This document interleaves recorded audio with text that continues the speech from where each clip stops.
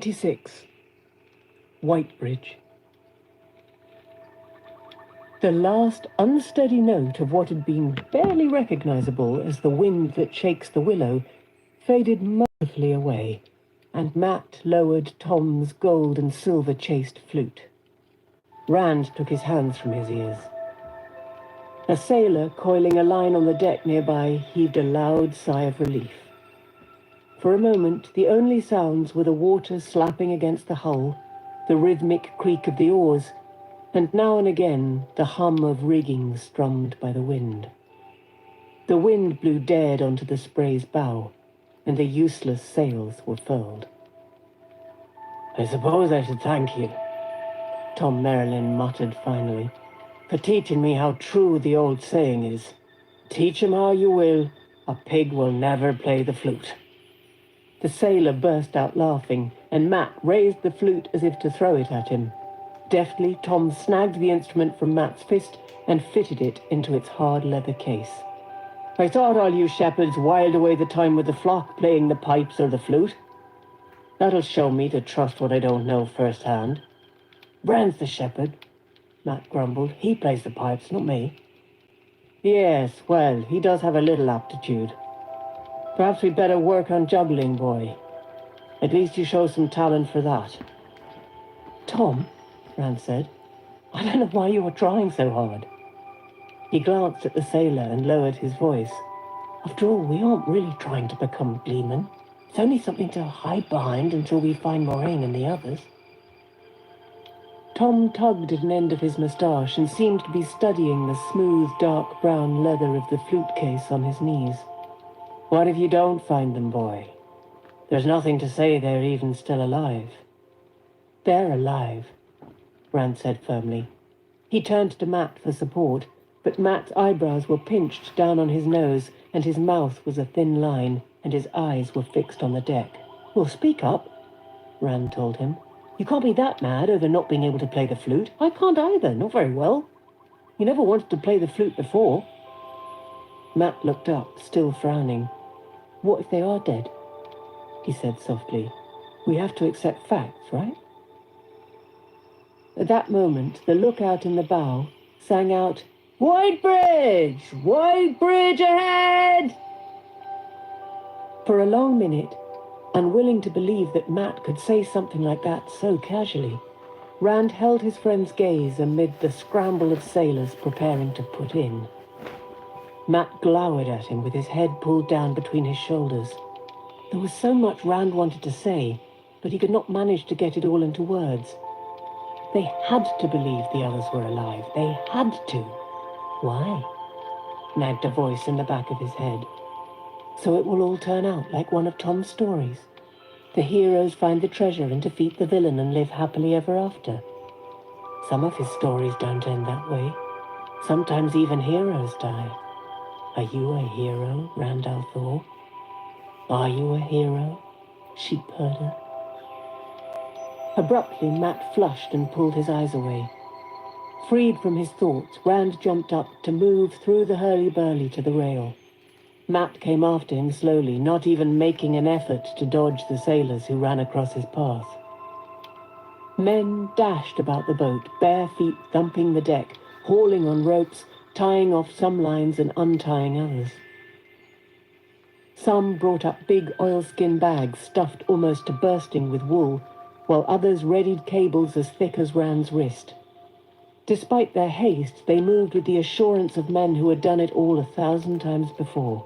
But Captain Domon stumped up and down the deck, shouting orders and cursing those who did not move fast enough to suit him. Rand's attention was all for what lay ahead, coming plainly into sight as they rounded a slight bend of the Arenelle. He had heard of it, in song and story and peddler's tales, but now he would actually see the legend. The white bridge arched high over the wide waters, twice as high as the Spray's mast and more, and from end to end it gleamed milky white in the sunlight, gathering the light until it seemed to glow. Spidery piers of the same stuff plunged into the strong currents, appearing too frail to support the weight and width of the bridge. It looked all of one piece, as if it had been carved from a single stone or moulded by a giant's hand, broad and tall, leaping the river with an airy grace that almost made the eye forget its size. All in all, it dwarfed the town that sprawled about its foot on the east bank, though Whitebridge was larger by far than Emmons Field, with houses of stone and brick as tall as those in Tyrone Ferry, and wooden docks like thin fingers sticking out into the river. Small boats dotted the Arundel thickly, fishermen hauling their nets, and over it all the white bridge towered and shone. "It looks like glass," Rand said to no one in particular. Captain Domon paused behind him and tucked his thumbs behind his broad belt. "Nay, lad, whatever it no be glass. Never so hard the rains come, it no be slippery, and the best chisel and the strongest arm no make a mark on it." "A remnant from the age of legends," Tom said.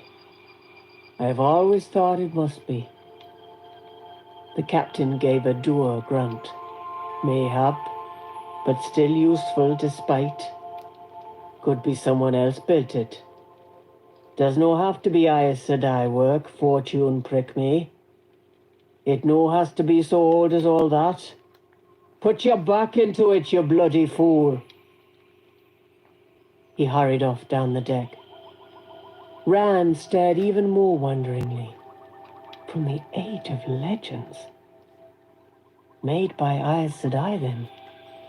That was why Captain Domon felt the way he did, for all his talk about the wonder and strangeness of the world. Aes Sedai work. One thing to hear about it, another to see it and touch it. "You know that, don't you?" For an instant it seemed to Rand that a shadow rippled through the milk-white structure. He pulled his eyes away, to the docks coming nearer, but the bridge still loomed in the corner of his vision. "We made it, Tom," he said, then forced a laugh. "And no mutiny." The gleeman only harumphed and blew out his moustaches, but two sailors readying a cable nearby gave Rand a sharp glance, then bent quickly back to their work. He stopped laughing and tried not to look at the two for the rest of the approach to Whitebridge.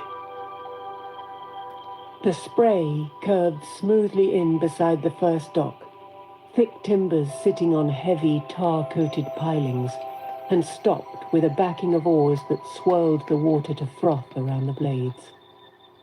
As the oars were drawn in, sailors tossed cables to men on the dock, who fastened them off with a flourish, while other crewmen slung the bags of wool over the side to protect the hull from the dock pilings.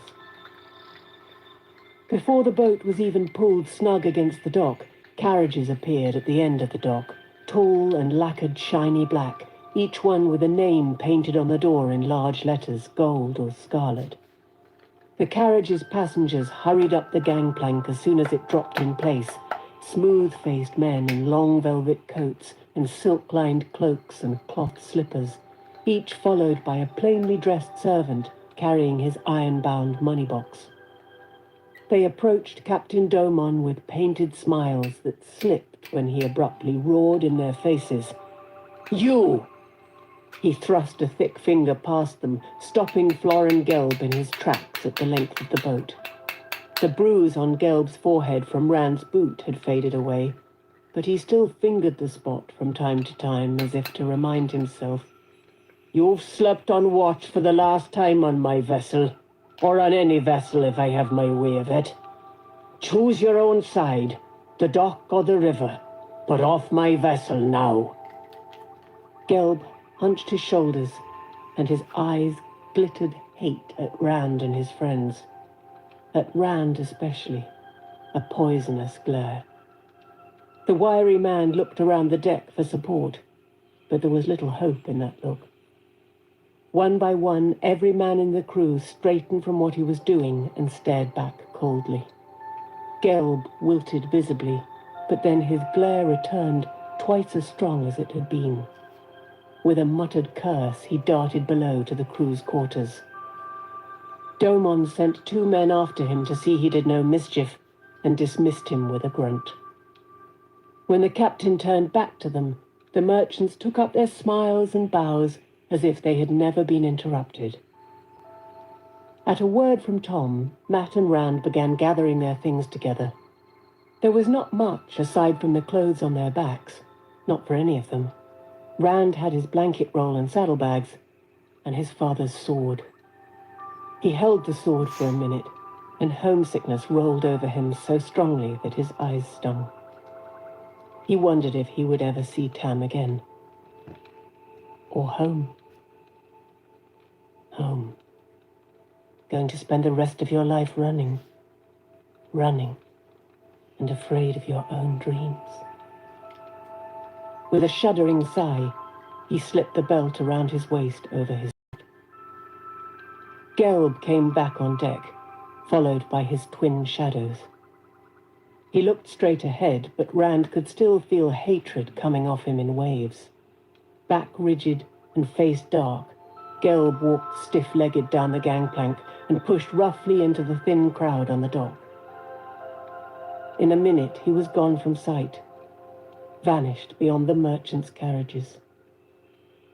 There were not a great many people on the dock, and those were a plainly dressed mix of workmen, fishermen mending nets, and a few townspeople who had come out to see the first boat of the year to come downriver from Saldea. None of the girls was Egwene, and no one looked the least bit like Moraine or Lan or anyone else Rand was hoping to see.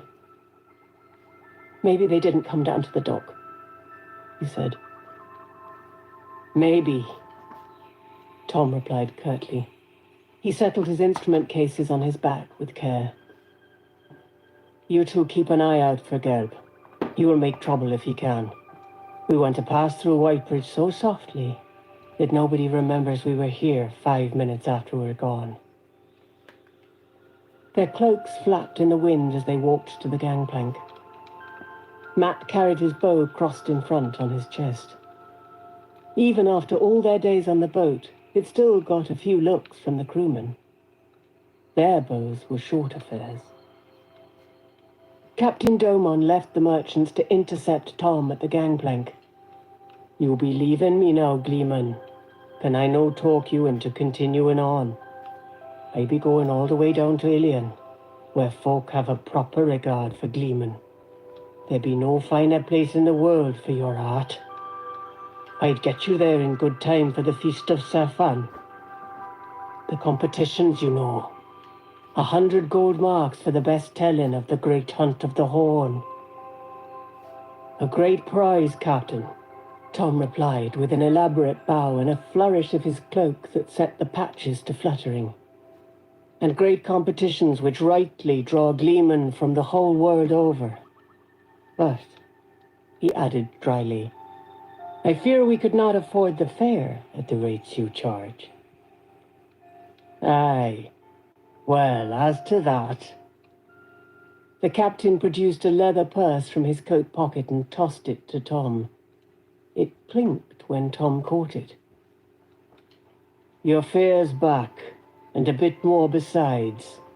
The damage was not so bad as I thought, and you've worked your way and more with your tails and your harp. I could maybe manage as much again if you stay aboard to the Sea of Storms, and I would set you ashore in Ilion. A good gleeman can make his fortune there, even aside from the competitions. Tom hesitated, weighing the purse on his palm, but Rand spoke up. We're meeting friends here, Captain, and going on to Canelan together. We'll have to see Ilion another time. Tom's mouth twisted wryly. Then he blew out his long moustaches and tucked the purse into his pocket. Perhaps if the people we are to meet are not here, Captain. Aye, Domon said sourly. You think on it. Too bad I can no keep Gelb aboard to take the other's anger. But I do what I say I will do. I suppose I must ease up now. even if it means taking 3 times as long to reach Ilion as I should. Well, mayhap those Trollocs were after you 3. Rand blinked but kept silent, but Matt was not so cautious. Why do you think they weren't? He demanded. They were after the same treasure we were hunting.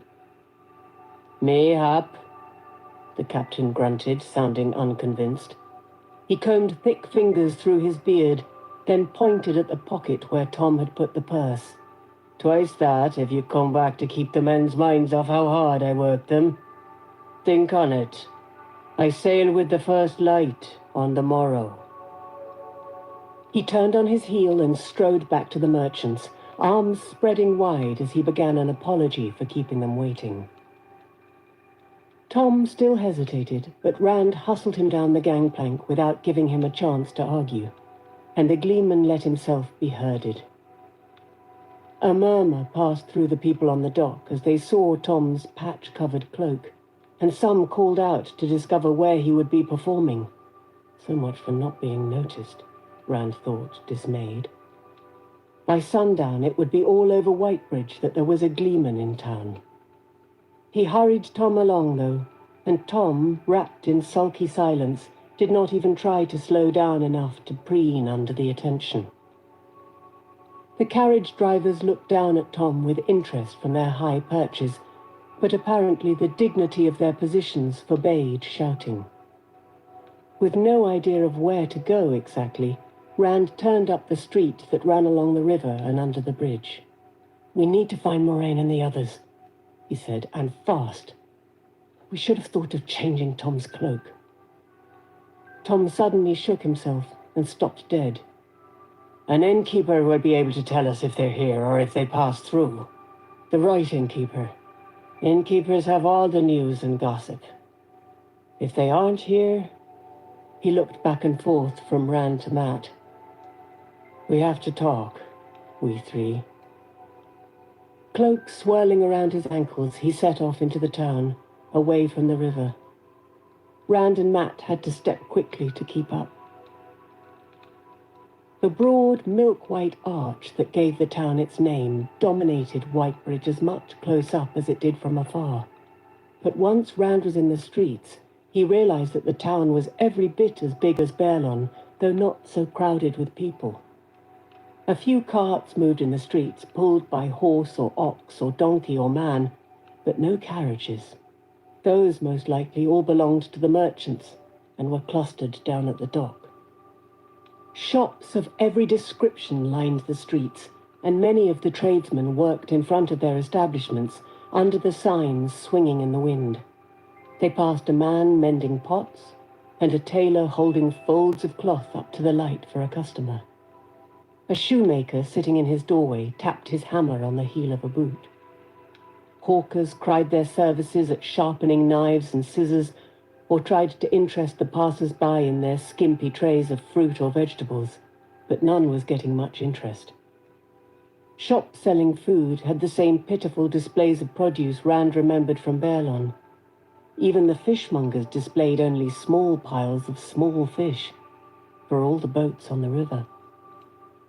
Times were not really hard yet, but everyone could see what was coming if the weather did not change soon, and those faces that were not fixed into worried frowns seemed to stare at something unseen, something unpleasant.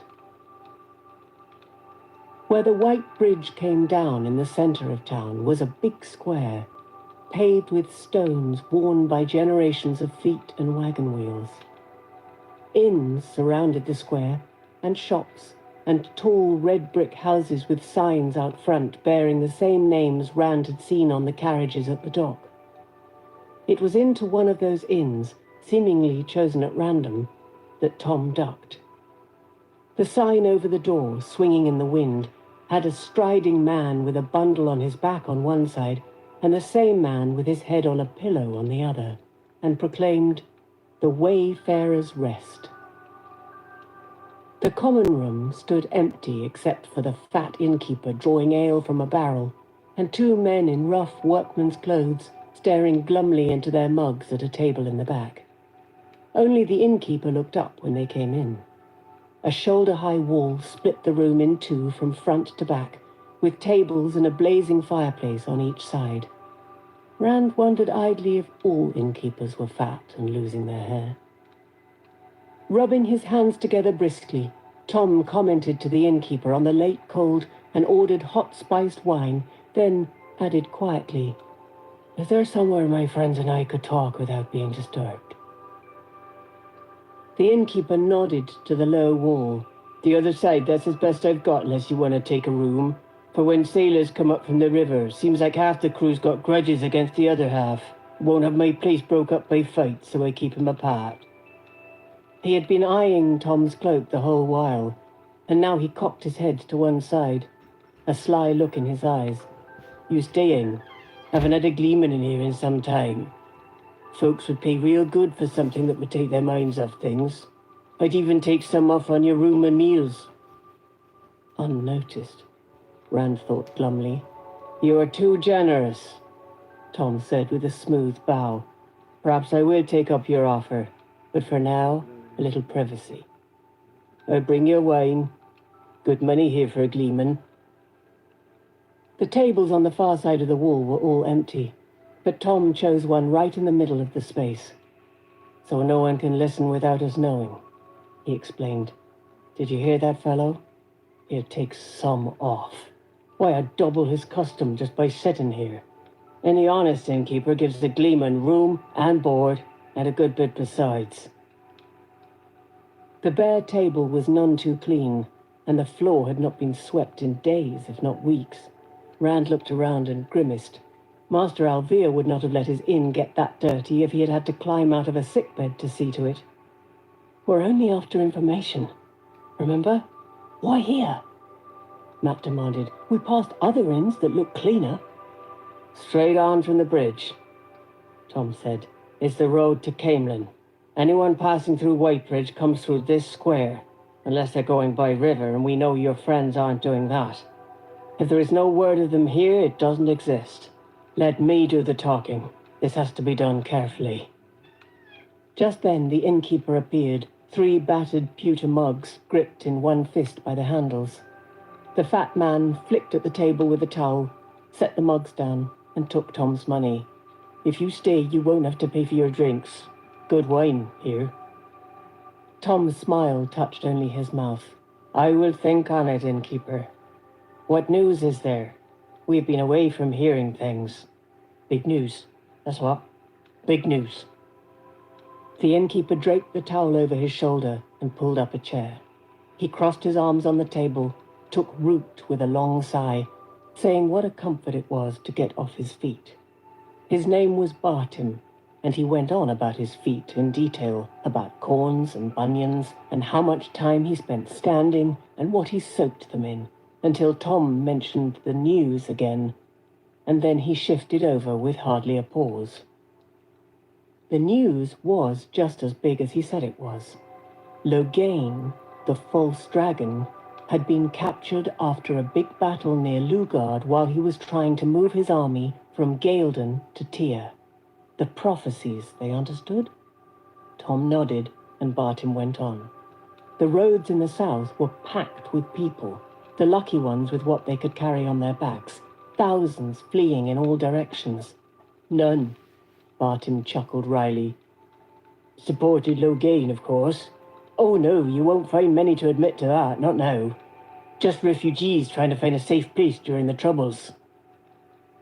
Aes Sedai had been involved in taking Loghain, of course. Bartim spat on the floor when he said that, and again when he said they were taking the false dragon north to Tar Valon. Bartim was a decent man, he said, a respectable man, and Aes Sedai could all go back to the Blight where they came from and take Tar Valon with them as far as he was concerned.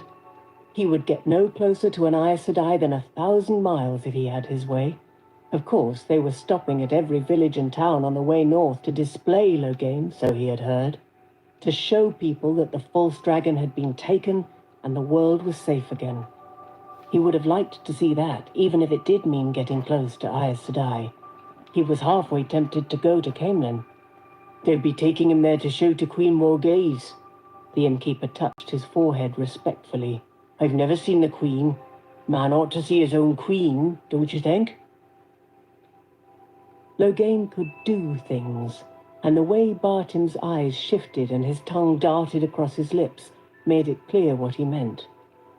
He had seen the last false dragon 2 years ago, when he was paraded through the countryside, but that was just some fellow who thought he could make himself a king. There had been no need for Aes Sedai that time. Soldiers had had him chained up on a wagon. A sullen-looking fellow who moaned in the middle of the wagon bed, covering his head with his arms whenever people threw stones or poked him with sticks. There had been a lot of that, and the soldiers had done nothing to stop it, as long as they did not kill the fellow. Best to let the people see he was nothing special after all. He could not do things. This Logain would be something to see, though. Something for Bartim to tell his grandchildren about. If only the inn would let him get away. Rand listened with an interest that did not have to be faked. When Padan Fain had brought word to Emond's Field of a false dragon, a man actually wielding the power, it had been the biggest news to come into the Two Rivers in years. What had happened since had pushed it to the back of his mind, but it was still the sort of thing people would be talking about for years and telling their grandchildren about too. Bartim would probably tell his that he had seen Logain, whether he did or not. Nobody would ever think what happened to some village folk from the Two Rivers was worth talking about. Not unless they were Two Rivers people themselves. That, Tom said, would be something to make a story of. A story they'd tell for 1,000 years. I wish I had been there. He sounded as if it was the simple truth, and Rand thought it really was. I might try to see him anyway. You didn't say what route they were taking. Perhaps there are some other travelers around. They might have heard the route. Bartim waved a grubby hand dismissively. North. That's all anybody knows round here. You want to see him, go to Camelin. That's all I know. And if there's anything to know in Whitebridge, I know it. No doubt you do, Tom said smoothly. I expect a lot of strangers passing through stop here. Your sign caught my eye from the foot of the White Bridge. Not just from the west, I'll have you know. 2 days ago, there was a fellow in here in Ileana with a proclamation all done up with seals and ribbons. Read it right out there in the square. Said he's taking it all the way to the Mountains of Mist, maybe even to the Aryth Ocean, if the passes are open. Said they've sent men to read it in every land in the world. The innkeeper shook his head. The Mountains of Mist. I hear they're covered with fog all year round, and there's things in the fog will strip the flesh off your bones before you can run. Matt snickered, earning a sharp look from Bartim. Tom leaned forward intently. What did the proclamation say? Why, the hunt for the horn, of course, Bartim exclaimed. Didn't I say that? The Elianas are calling on everybody as would swear their lives to the hunt to gather an Elian. Can you imagine that? Swearing your life to a legend? I suppose they'll find some fools. There's always fools around. This fellow claimed the end of the world is coming. The last battle with the Dark One. He chuckled, but it had a hollow sound, a man laughing to convince himself something really was worth laughing at. Guess they think the Horn of Valir has to be found before it happens. Now, what do you think of that? He chewed a knuckle pensively for a minute. Of course, I don't know as I could argue with them after this winter. The winter and this fellow Logain and those other two before as well. Why all these fellows the last few years claiming to be the dragon? And the winter. Must mean something. What do you think? Tom did not seem to hear him. In a soft voice, the gleeman began to recite to himself.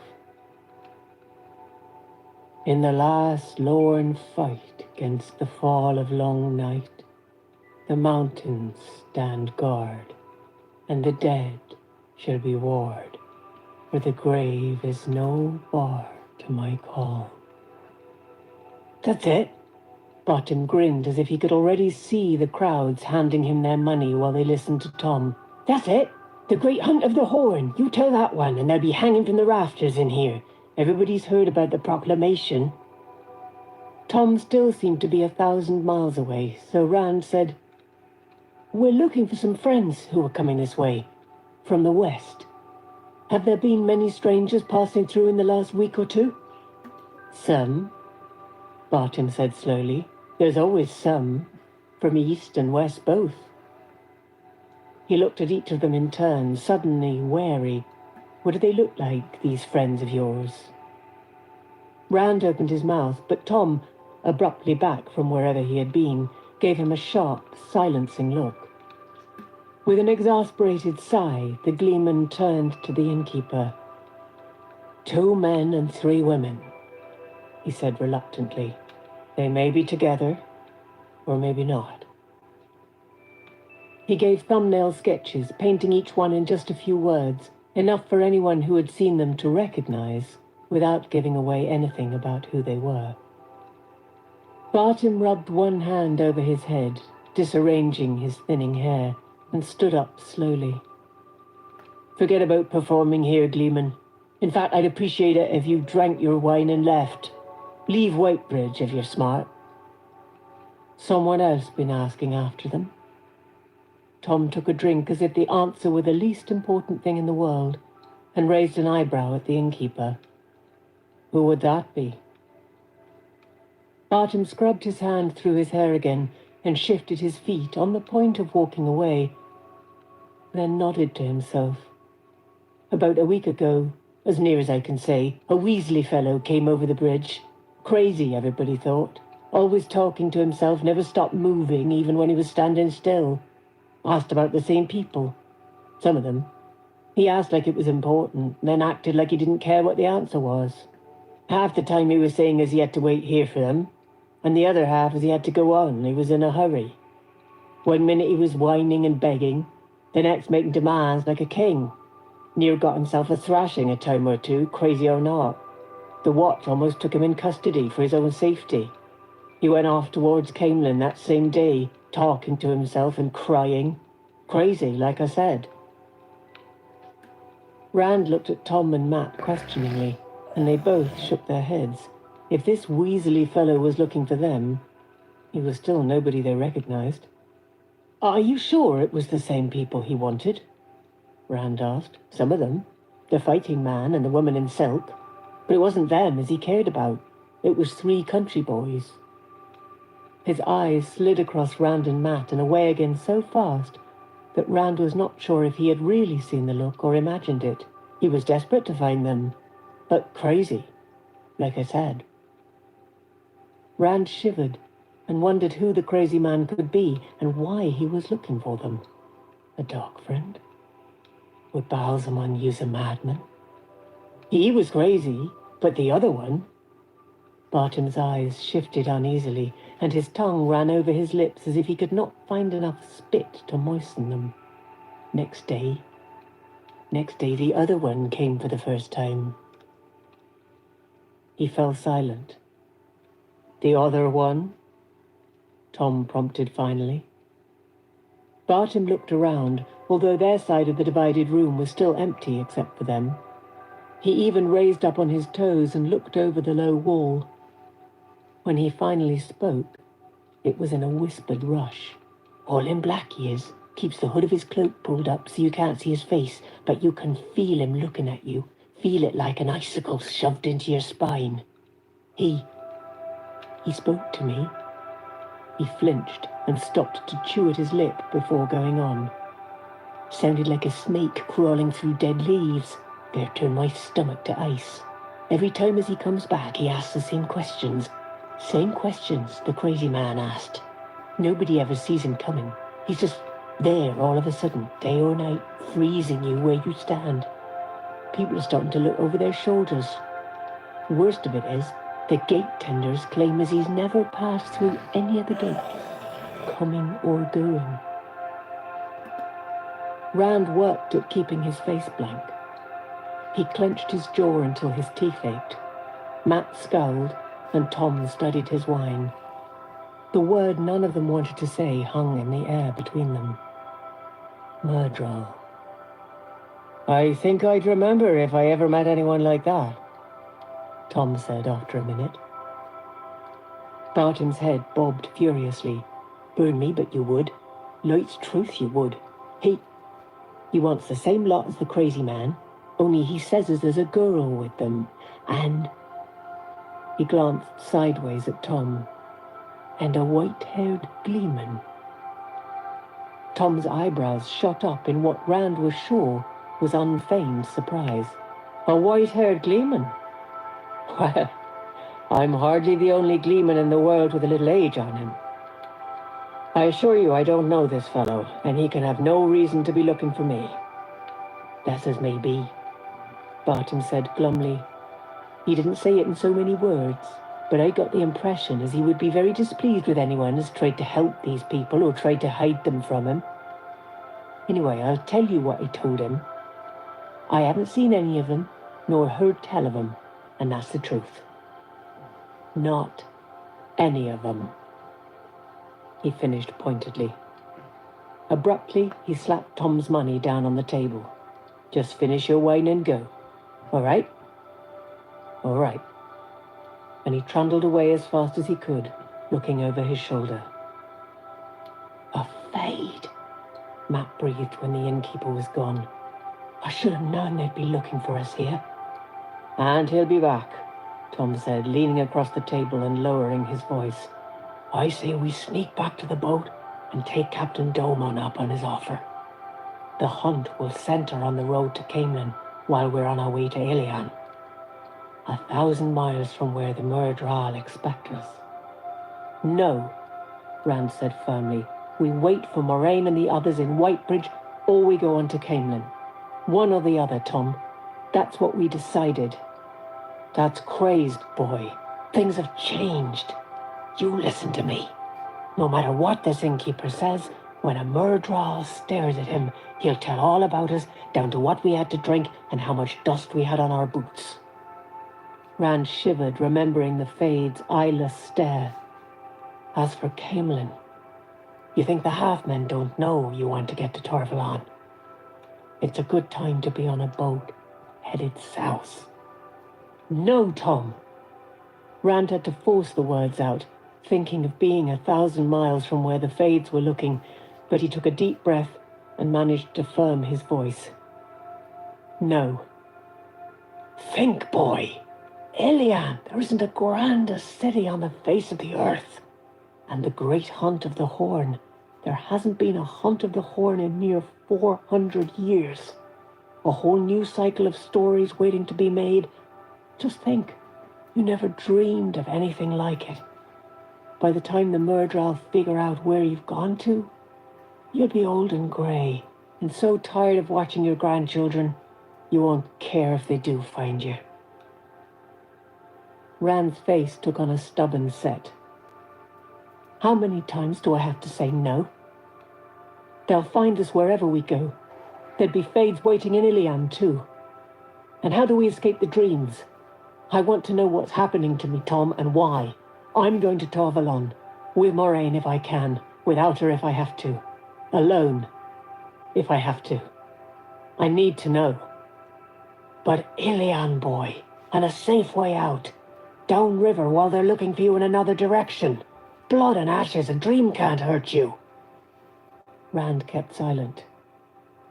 A dream can't hurt? Do dream thorns draw real blood?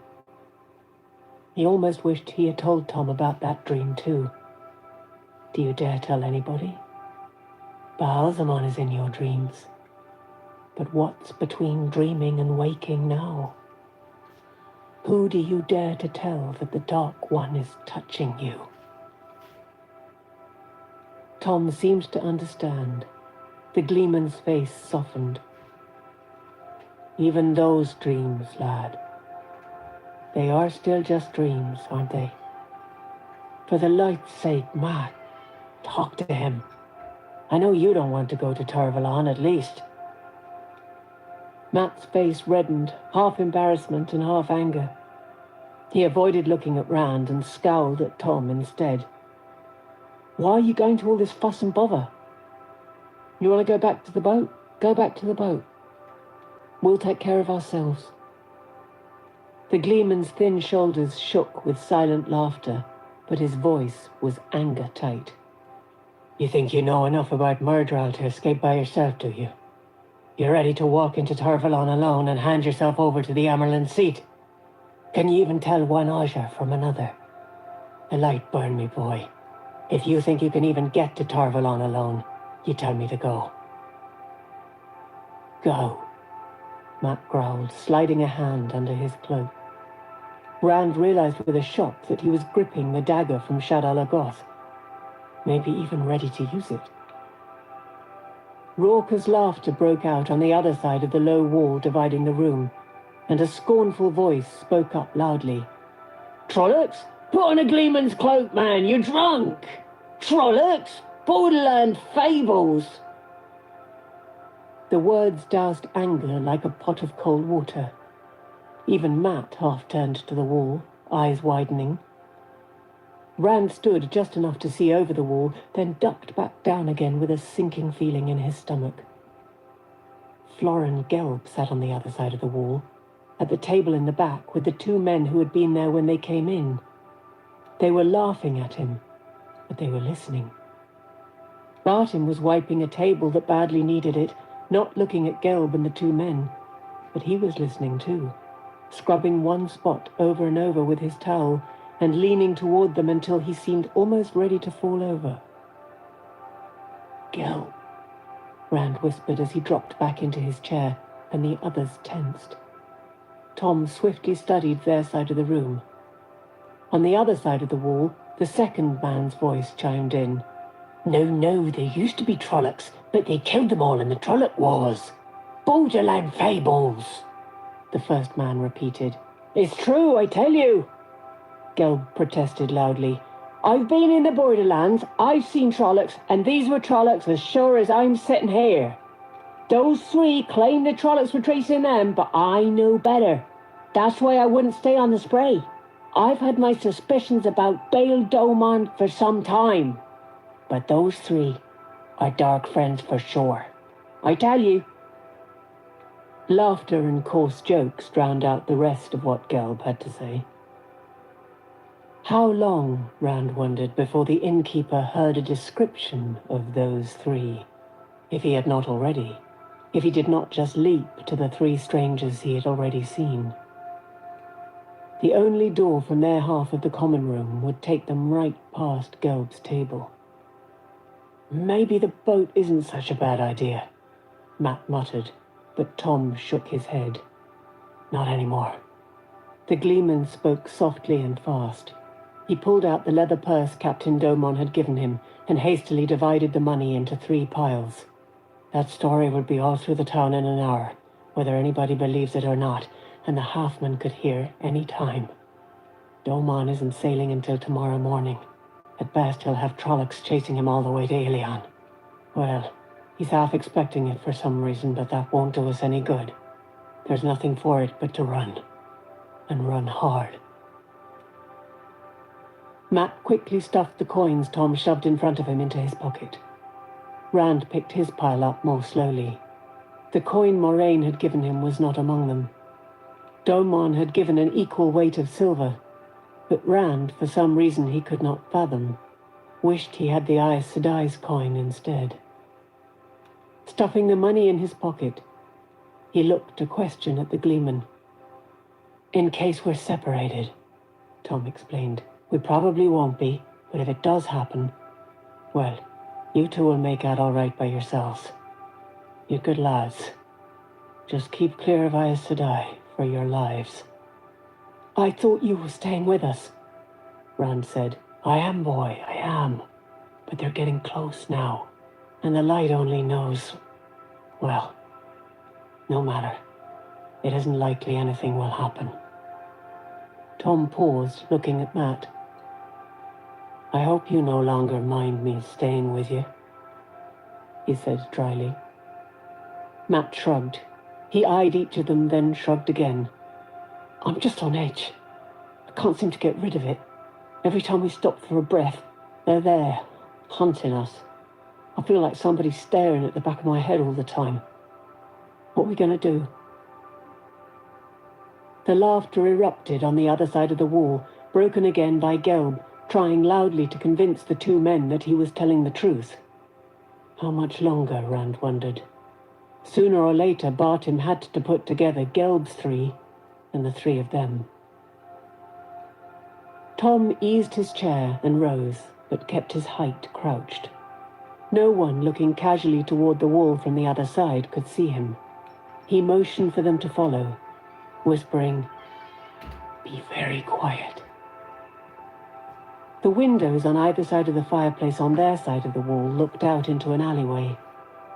Tom studied one of the windows carefully before drawing it up just enough for them to squeeze through. It barely made a sound. Nothing that could have been heard 3 feet away over the laughing argument on the other side of the low wall.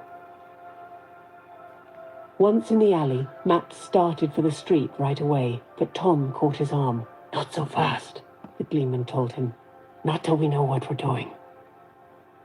Tom lowered the window again as much as he could from outside and turned to study the alley. Rand followed Tom's eyes. Except for half a dozen rain barrels against the inn and the next building, a tailor shop, the alley was empty, the hard-packed dirt dry and dusty. "Why are you doing this?" Matt demanded again. "You'd be safer if you left us. Why are you staying with us?" Tom stared at him for a long moment. "I had a nephew, Owen," he said wearily, shrugging out of his cloak. He made a pile with his blanket roll as he talked, carefully setting his cased instruments on top. "My brother's only son, my only living kin. He got in trouble with the Aes Sedai, but I was too busy with other things. I don't know what I could have done, but when I finally tried, it was too late. Owen died a few years later. You could say Aes Sedai killed him." He straightened up, not looking at them. His voice was still level, but Rand glimpsed tears in his eyes as he turned his head away. "If I can keep you two free of Tarvalon, maybe I can stop thinking about Owen. Wait here." Still avoiding their eyes, he hurried to the mouth of the alley, slowing before he reached it. After one quick look around, he strolled casually into the street and out of sight. Matt half rose to follow, then settled back. "He won't leave these," he said, touching the leather instrument cases. "You believe that story?" Rand squatted patiently beside the rain barrels. "What's the matter with you, Matt? You aren't like this. I haven't heard you laugh in days." "I don't like being hunted like a rabbit," Matt snapped. He sighed, letting his head fall back against the brick wall of the inn. Even like that, he seemed tense. His eyes shifted warily. "Sorry. It's the running and all these strangers and just everything. It makes me jumpy. I look at somebody and I can't help wondering if he's going to tell the Fades about us, or cheat us, or rob us, or... Like, Rand, doesn't it make you nervous?" Rand laughed, a quick bark in the back of his throat. "I'm too scared to be nervous." "What do you think the Aes Sedai did to his nephew?" "I don't know," Rand said uneasily. There was only one kind of trouble that he knew for a man to get into with Aes Sedai. Not like us, I guess. Nah, not like us. For a time they leaned against the wall, not talking. Rand was not sure how long they waited. A few minutes, probably, but it felt like an hour.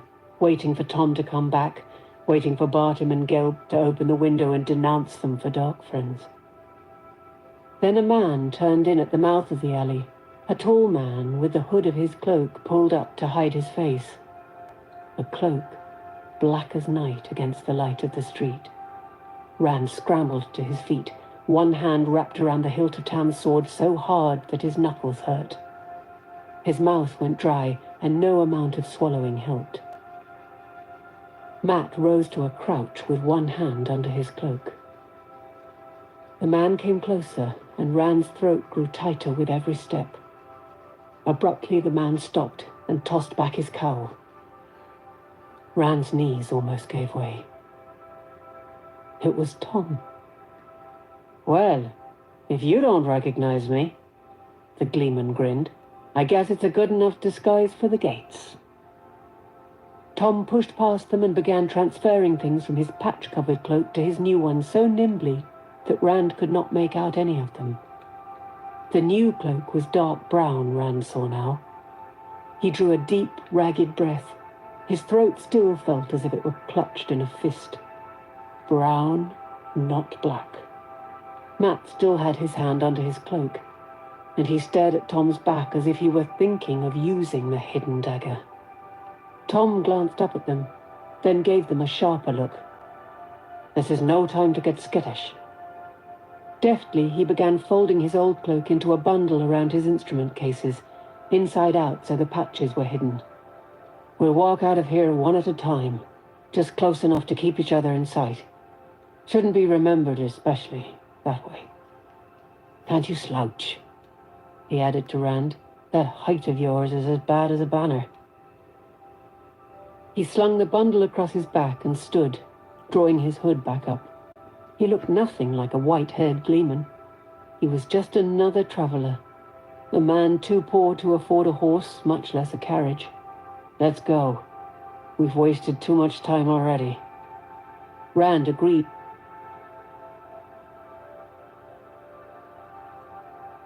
Fervently, but even so he hesitated before stepping out of the alley into the square. None of the sparse scattering of people gave them a second look. Most did not look at them at all, but his shoulders knotted, waiting for the cry of "Dark Friend" that could turn ordinary people into a mob bent on murder. He ran his eyes across the open area, over people moving about on their daily business, and when he brought them back, a Myrddraal was halfway across the square. Where the Fade had come from, he could not begin to guess, but it strode toward the three of them with a slow deadliness, a predator with the prey under its gaze. People shied away from the black-cloaked shape, avoided looking at it. The square began to empty out as people decided they were needed elsewhere. The black cowl froze round where he stood. He tried to summon up the void, but it was like fumbling after smoke. The Fade's hidden gaze knifed to his bones and turned his marrow to icicles. "Don't look at its face," Tom muttered. His voice shook and cracked, and it sounded as if he were forcing the words out. "The light burn you. Don't look at its face." Rand tore his eyes away. He almost groaned. It felt like tearing a leech off of his face. But even staring at the stones of the square, he could still see the Myrddraal coming, a cat playing with mice, amused at their feeble efforts to escape, until finally the jaws snapped shut. The Fade had halved the distance. "Are we just going to stand here?" he mumbled. "We have to run. Get away." But he could not make his feet move. Matt had the ruby-hilted dagger out at last in a trembling hand. His lips were drawn back from his teeth, a snarl and a rictus of fear. "Think." Tom stopped to swallow and went on hoarsely. "Think you can outrun it, do you, boy?" He began to mutter to himself. The only word Rand could make out was "Owen." Abruptly, Tom growled, "I never should have gotten mixed up with you boys. Should never." He shrugged the bundled gleeman's cloak off of his back and thrust it into Rand's arms. "Take care of that. When I say run, you run and don't stop until you get to Camelin. The Queen's blessing. And in. Remember that, in case... Just remember it." "I don't understand," Rand said. The Myrddraal was not 20 paces away now. His feet felt like lead weights. "Just remember it," Tom snarled. "The Queen's blessing. Now, run!" He gave them a push, one hand on the shoulder of each of them, to get them started, and Rand stumbled away in a lurching run with Matt at his side. "Run!" Tom sprang into motion too, with a long, wordless roar. Not after them, but toward the Myrddraal. His hands flourished as if he were performing at his best, and daggers appeared. Rand stopped, but Matt pulled him along. The Fade was just as startled. Its leisurely pace faltered in mid-stride. Its hand swept toward the hilt of the black sword hanging at its waist, but the gleeman's long legs covered the distance quickly. Tom crashed into the murderel before the black blade was half drawn, and both went down in a thrashing heap. The few people still in the square fled. "Run!" The air in the square flashed an eye-searing blue, and Tom began to scream. But even in the middle of the scream, he managed a word. "Run!" Rand obeyed. The gleeman's screams pursued him. Clutching Tom's bundle to his chest, he ran as hard as he could. Panic spread from the square out through the town as Rand and Matt fled on the crest of a wave of fear. Shopkeepers abandoned their goods as the boys passed. Shutters banged down over storefronts, and frightened faces appeared in the windows of houses, then vanished. People who had not been close enough to see ran through the streets wildly, paying no heed. They bumped into one another, and those who were knocked down scrambled to their feet or were trampled. Whitebridge roiled like a kicked anthill. As he and Matt pounded toward the gates, Rand abruptly remembered what Tom had said about his height. Without slowing down, he crouched as best he could without looking as if he were crouching. But the gates themselves, thick wood bound with black iron straps, stood open. The two gate tenders, in steel caps and mail tunics worn over cheap-looking red coats with white collars, fingered their halberds and stared uneasily into the town. One of them glanced at Rand and Matt, but they were not the only ones running out of the gates. A steady stream boiled through, panting men clutching wives, weeping women carrying babes and dragging crying children, pale-faced craftsmen still in their aprons, still heedlessly gripping their tools. There would be no one who could tell which way they had gone, Rand thought as he ran, dazed. Tom. Oh, light save me. Tom.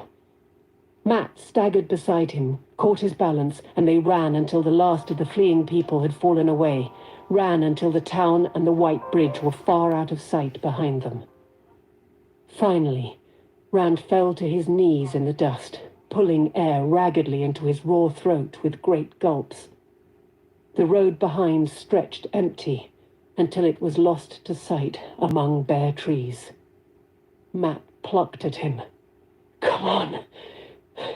Come on!" Matt panted the words. Sweat and dust streaked his face, and he looked ready to collapse. "We have to keep going." "Tom!" Rand said. He tightened his arms around the bundle of Tom's cloak. The instrument cases were hard lumps inside. "Tom! He's dead! You saw! You heard! Light, Rand! He's dead!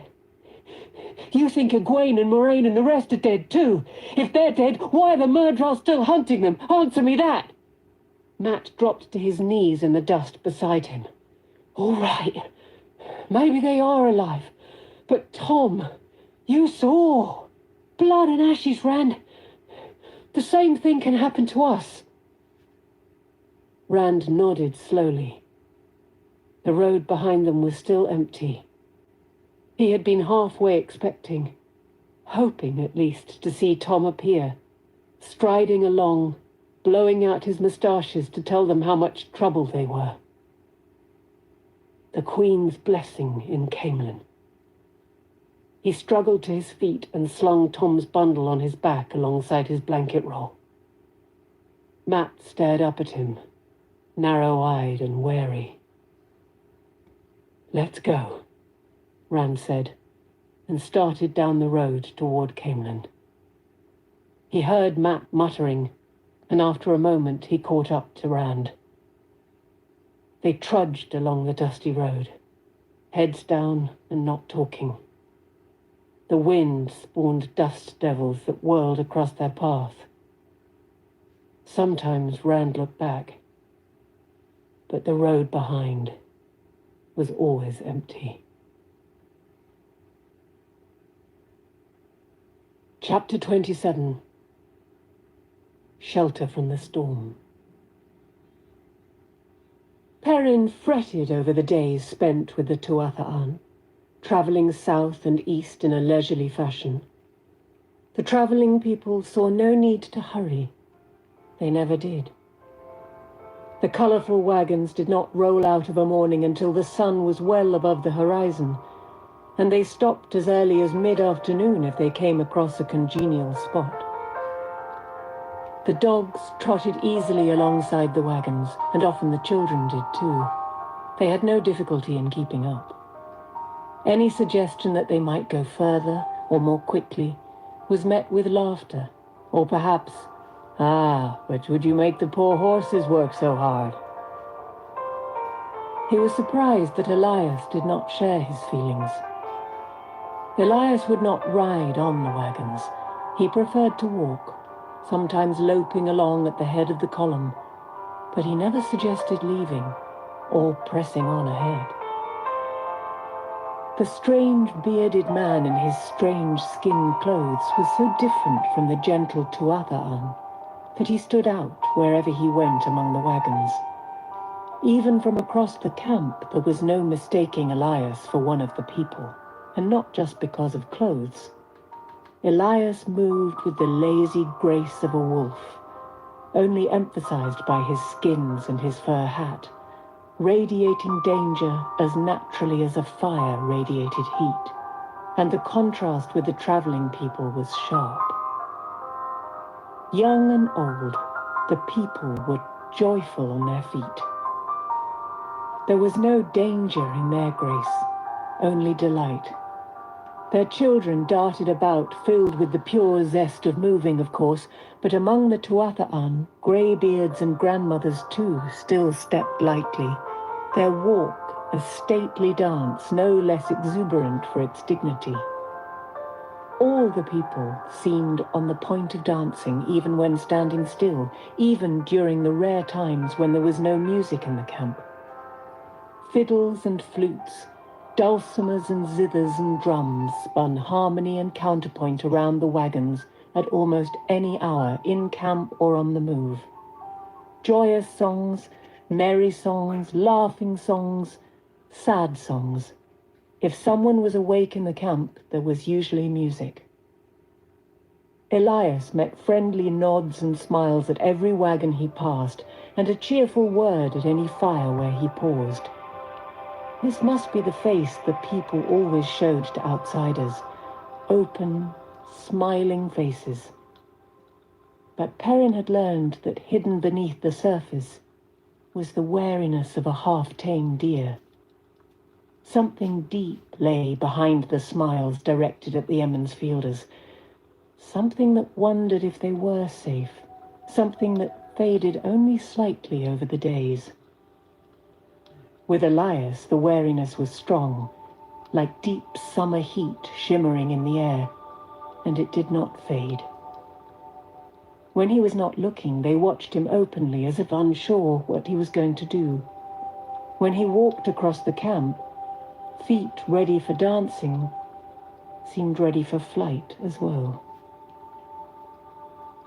Elias was certainly no more comfortable with their way of the leaf than they were with him. His mouth wore a permanent twist when he was around the Tuathan. It was not quite condescension, and certainly not contempt, but looked as though he would rather be elsewhere than where he was, almost anywhere else. Yet whenever Perrin brought up leaving, Elias made soothing noises about resting just for a few days. "You had hard days before you met me," Elias said, the third or fourth time he asked, "and you'll have harder still ahead, with Trollocs and half-men after you, and Aes Sedai for friends." He grinned around a mouthful of Isla's dried apple pie. Perrin still found his yellow-eyed gaze disconcerting, even when he was smiling. Perhaps even more when he was smiling.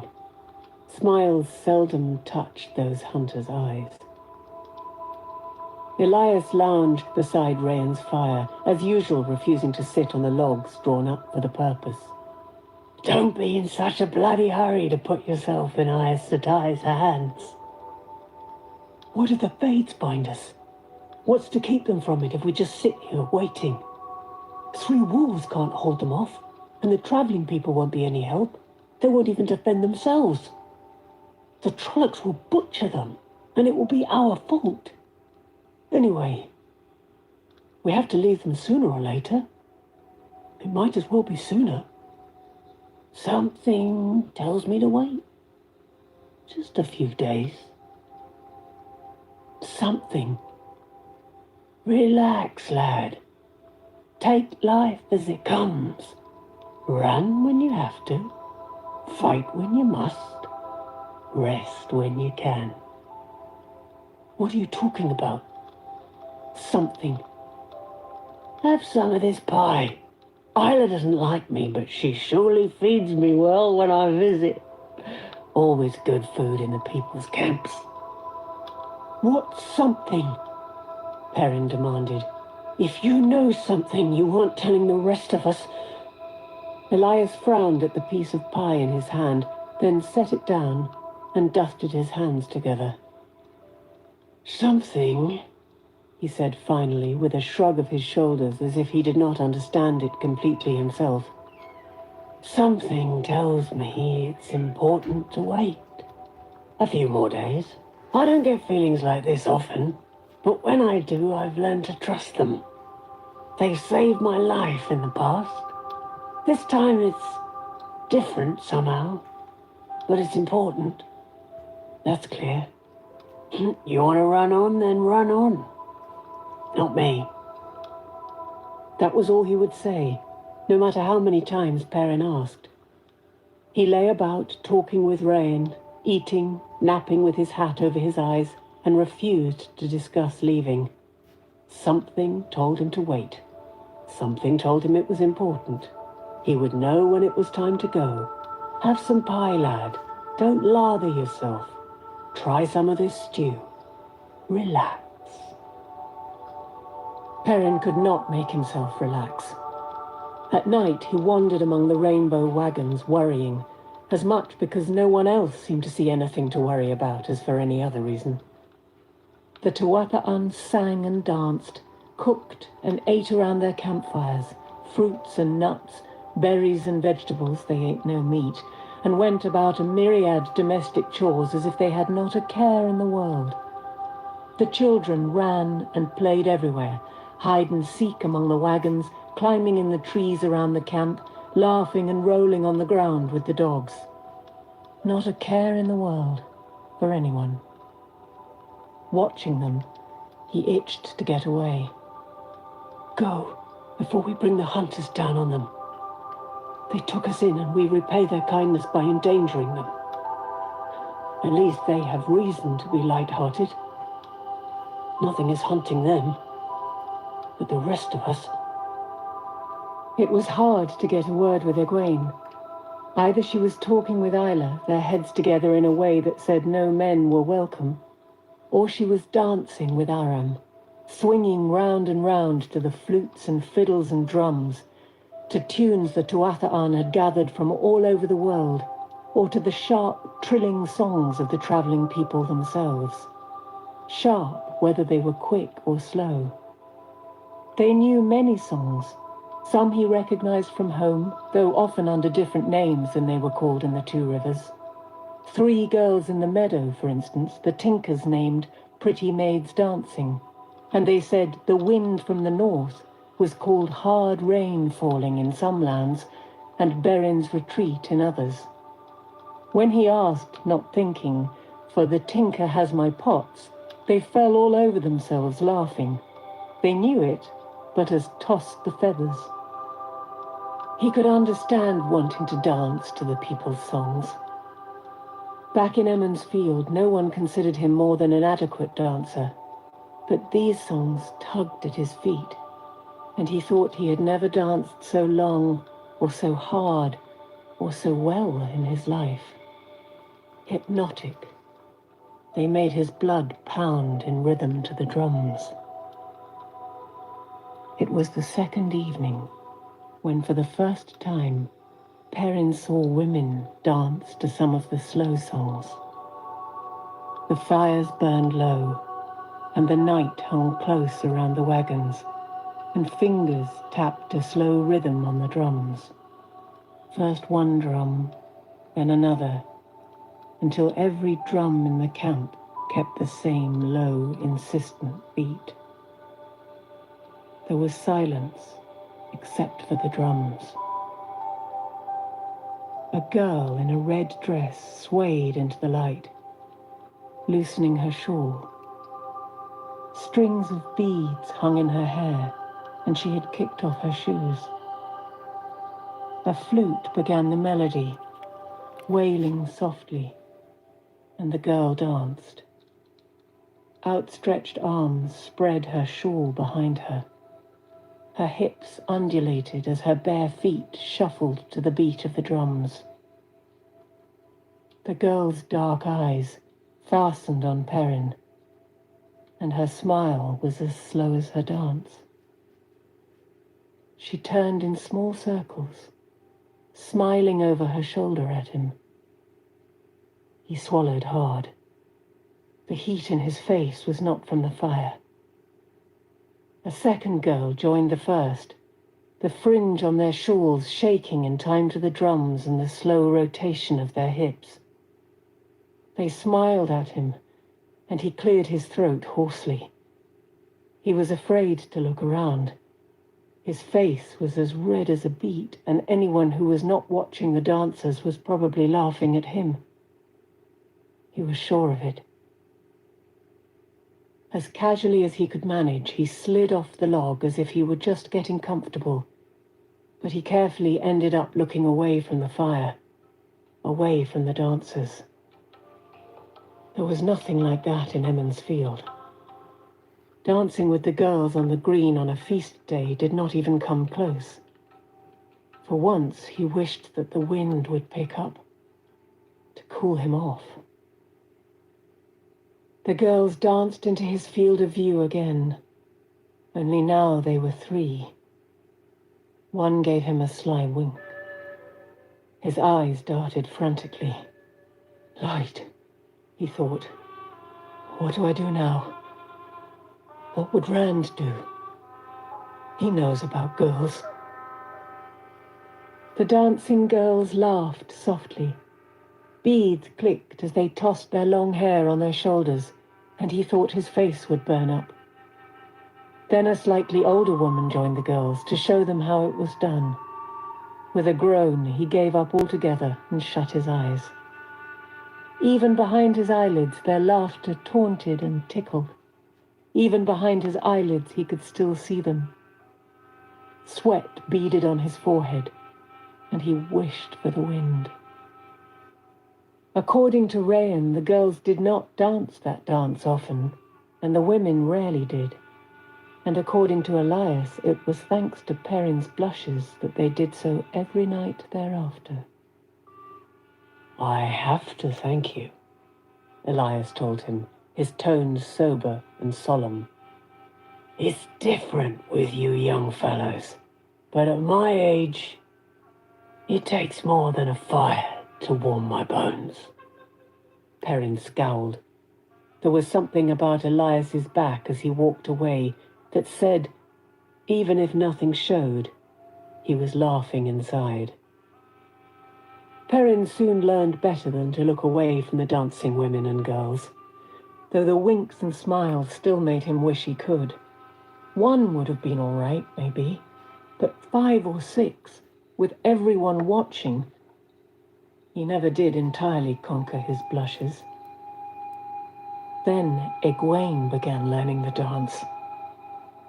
2 of the girls who had danced that first night taught her, clapping the rhythm while she repeated the shuffling steps with a borrowed shawl swaying behind her. Perrin started to say something, then decided it was wiser not to crack his teeth. When the girls added the hip movements, Egwene started laughing, and the 3 girls fell giggling into one another's arms. But Egwene persevered, with her eyes glistening and bright spots of color in her cheeks. Aram watched her dancing with a hot, hungry gaze. The handsome young Tuathaan had given her a string of blue beads that she wore all the time. Worried frowns now replaced the smiles Isla had worn when she first noticed her grandson's interest in Egwene. Perrin resolved to keep a close eye on young Master Aram. Once he managed to get Egwene alone, beside a wagon painted in green and yellow. "Enjoying yourself, aren't you?" he said. "Why shouldn't I?" She fingered the blue beads around her neck, smiling at them. "We don't all have to work at being miserable the way you do. Don't we deserve a little chance to enjoy ourselves?" Aram stood not far off. He never got far from Egwene, with his arms folded across his chest, a little smile on his face, half smugness and half challenge. Perrin lowered his voice. "I thought you wanted to get to Tavalon. You won't learn to be an Aes Sedai here." Egwene tossed her head. "And I thought you didn't like me wanting to become an Aes Sedai," she said, too sweetly. "Blood and ashes. Do you believe we're safe here? Are these people safe with us here? A fate could find us any time." Her hand trembled on the beads. She lowered it and took a deep breath. "Whatever is going to happen will happen whether we leave today or next week. That's what I believe now. Enjoy yourself, Perrin. It might be the last chance we have." She brushed his cheek sadly with her fingers. Then Aram held out his hand to her, and she darted to him, already laughing again. As they ran away to where fiddles sang, Aram flashed a triumphant grin over his shoulder at Perrin, as if to say, "She is not yours, but she will be mine." They were all falling too much under the spell of the people, Perrin thought. Elias is right. They don't have to try to convert you to the way of the leaf. It seeps into you. Isla had taken one look at him huddling out of the wind, then produced a thick wool cloak out of her wagon. A dark green cloak, he was pleased to see, after all the reds and yellows. As he swung it round his shoulders, thinking what a wonder it was that the cloak was big enough for him, Isla said primly, "It could fit better." She glanced at the axe at his belt, and when she looked up at him, her eyes were sad above her smile. It could fit much better. All the Tinkers did that. Their smiles never slipped. There was never any hesitation in their invitations to join them for a drink or to listen to the music, but their eyes always touched the axe, and he could feel what they thought. A tool of violence. There is never any excuse for violence to another human being. The way of the leaf. Sometimes he wanted to shout at them. There were Trollocs in the world, and Fades. There were those who would cut down every leaf. The Dark One was out there, and the way of the leaf would burn in Baalzamon's eyes. Stubbornly, he continued to wear the axe. He took to keeping his cloak thrown back, even when it was windy, so the half-moon blade was never hidden. Now and again, Elias looked quizzically at the weapon hanging heavy at his side and grinned at him, those yellow eyes seeming to read his mind. That almost made him cover the axe. Almost. If the Tuathalan camp was a source of constant irritation, at least his dreams were normal there. Sometimes he woke up sweating from a dream of Trollocs and Fades storming into the camp, rainbow-colored wagons turning to bonfires from hurled torches, people falling in pools of blood, men and women and children who ran and screamed and died but made no effort to defend themselves against slashing scythe-like swords. Night after night, he bolted upright in the dark, panting and reaching for his axe before he realized the wagons were not in flames, that no bloody, muzzled shapes snarled over torn and twisted bodies littering the ground. But those were ordinary nightmares, and oddly comforting in their way. If there was ever a place for the Dark One to be in his dreams, it was in those. But he was not. No Baalzamon. Just ordinary nightmares. He was aware of the wolves, though, when he was awake. They kept their distance from the camps and from the caravan on the move, but he always knew where they were. He could feel their contempt for the dogs guarding the Tuatha'an. Noisy beasts who had forgotten what their jaws were for, had forgotten the taste of warm blood. They might frighten humans, but they would slink away on their bellies if the pack ever came. Each day, his awareness was sharper, more clear. Dapple grew more impatient with every sunset. That Elias wanted to do this thing of taking the humans south made it worth doing, but if it must be done, then let it be done. Let this slow travel end. Wolves were meant to roam, and she did not like being away from the pack so long. Impatience burned in wind, too. Hunting was worse than poor here, and he despised living on field mice, something for cubs to stalk while learning to hunt. Fit food for the old, no longer able to pull down a deer or hamstring a wild ox. Sometimes Wind thought that Byrne had been right. Leave human troubles to humans. But he was wary of such thoughts when Dapple was around, and even more so around Hopper. Hopper was a scarred and grizzled fighter, impassive with the knowledge of years, with guile that more than made up for anything of which age might have robbed him. For humans, he cared nothing. But Dapple wished this thing done, and Hopper would wait as she waited, and run as she ran. Wolf or man, bull or bear, whatever challenged Dapple would find Hopper's jaws waiting to send him to the long sleep. That was the whole of life for Hopper, and that kept Wind cautious, and Dapple seemed to ignore the thoughts of both. All of it was clear in Perrin's mind. Fervently he wished for Camelin, for Moraine and Tar Valon. Even if there were no answers, there could be an end to it. Elias looked at him, and he was sure the yellow-eyed man knew. Please let there be an end. The dream began more pleasantly than most he had of late. He was at Alsbeth Luhan's kitchen table, sharpening his axe with a stone. Mistress Luhan never allowed forge work or anything that smacked of it to be brought into the house. Master Luhan even had to take her knives outside to sharpen them. But she tended her cooking and never said a word about the axe. She did not even say anything when a wolf entered from deeper in the house and curled up between Perrin and the door to the yard. Perrin went on sharpening. It would be time to use it soon.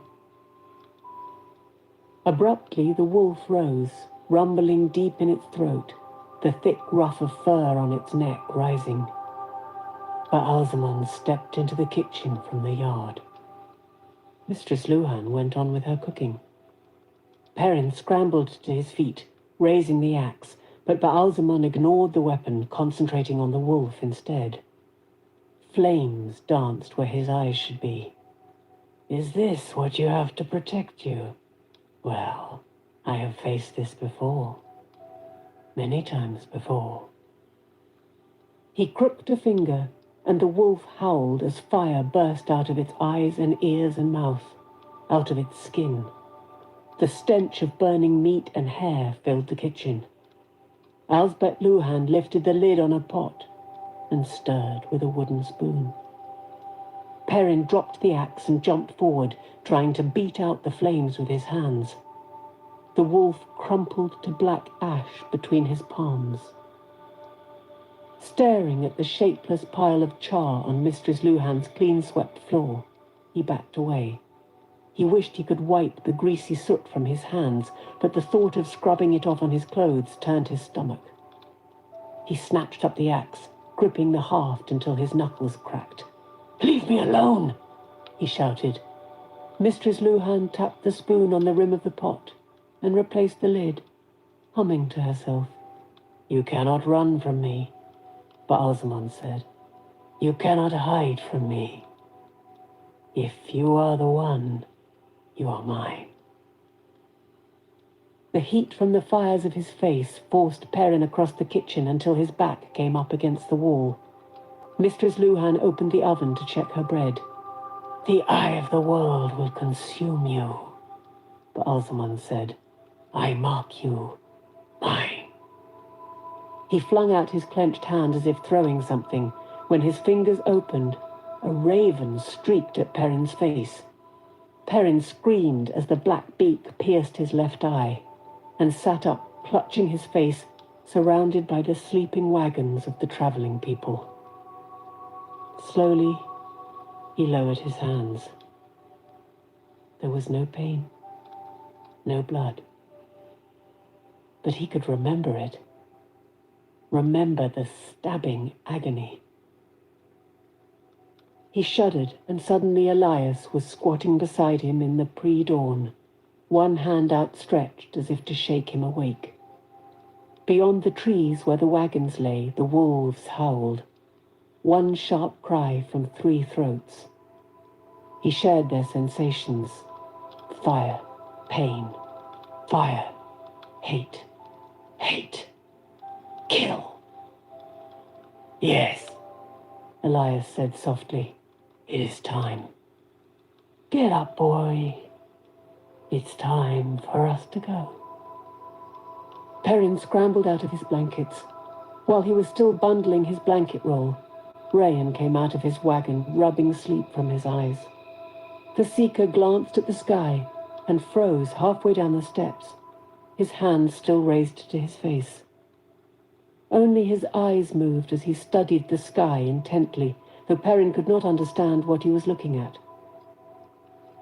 A few clouds hung in the east, undersides streaked with pink from the sun yet to rise, but there was nothing else to see. Rayan seemed to listen as well, and smell the air, but there was no sound except the wind in the trees, and no smell but the faint, smoky remnant of last night's campfires. Elias returned with his own scanty belongings, and Rayan came the rest of the way down.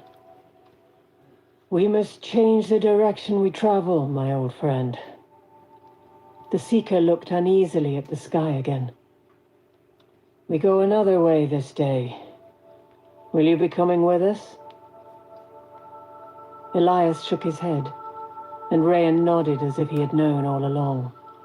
Well, take care, my old friend. There is something about today. He started to look up once more, but pulled his eyes back down before they rose above the wagon tops. I think the wagons will go east, perhaps all the way to the spine of the world. Perhaps we'll find a steading and stay there a while. Trouble never enters the steading, Elias agreed. But the Ogier are none too open to strangers. Everyone is open to the traveling people, Rayan said, and grinned. Besides, even Ogier have pots and things to mend. Come, let us have some breakfast, and we'll talk about it. No time, Elias said. We move on today too, as soon as possible. It's a day for moving, it seems. Rayan tried to convince him to at least stay long enough for food, and when Isla appeared from the wagon with Egwene, she added her arguments, though not as strenuously as her husband.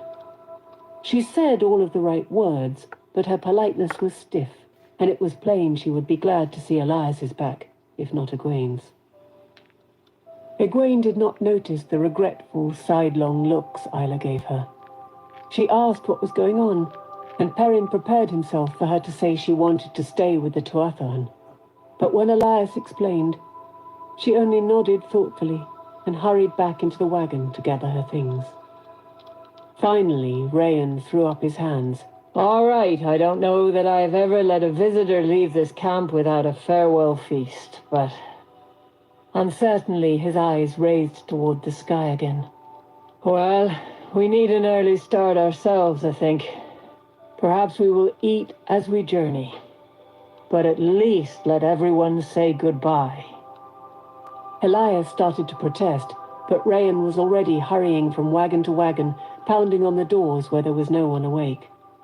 By the time the tinker came leading Bella, the whole camp had turned out in their finest and brightest, a mass of color that made Rayan and Isla's red and yellow wagons seem almost plain. The big dogs strolled through the crowd with their tongues lolling out of their mouths, looking for someone to scratch their ears, while Perrin and the others endured handshake after handshake and hug after hug. The girls who had danced every night would not be content with shaking hands, and their hugs made Perrin suddenly wish he was not leaving after all, until he remembered how many others were watching, and then his face almost matched the seeker's wagon. Aram drew Egwene a little aside. Perrin could not hear what he had to say to her over the noise of goodbyes, but she kept shaking her head, slowly at first, then more firmly as he began to gesture pleadingly. His face shifted from pleading to arguing, but she continued to shake her head stubbornly until Isla rescued her with a few sharp words to her grandson. Scowling, Aram pushed away through the crowd, abandoning the rest of the farewell. Isla watched him go, hesitating on the point of calling him back. She's relieved too, Perrin thought. Relieved he doesn't want to go with us, with Egwene.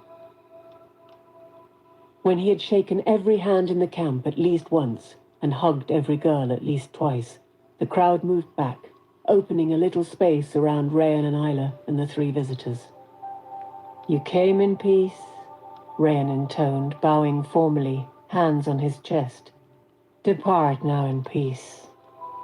Always will our fires welcome you in peace. The way of the leaf is peace.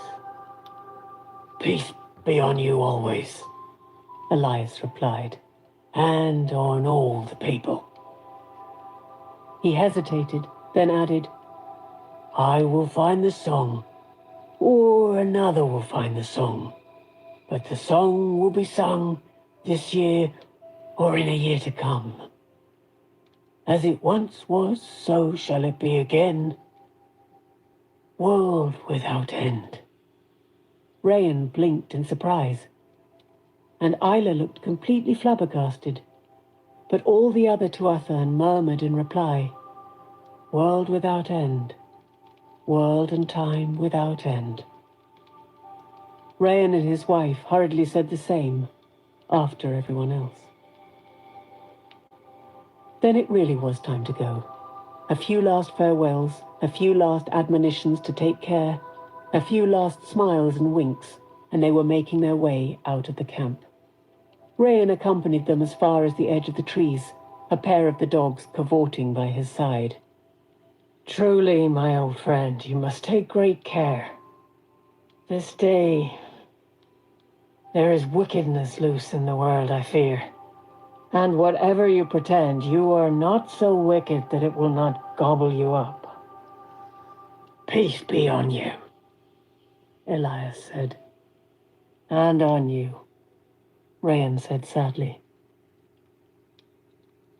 When Rhaen was gone, Elias scowled at finding the other two looking at him. So I don't believe in their full song, he growled.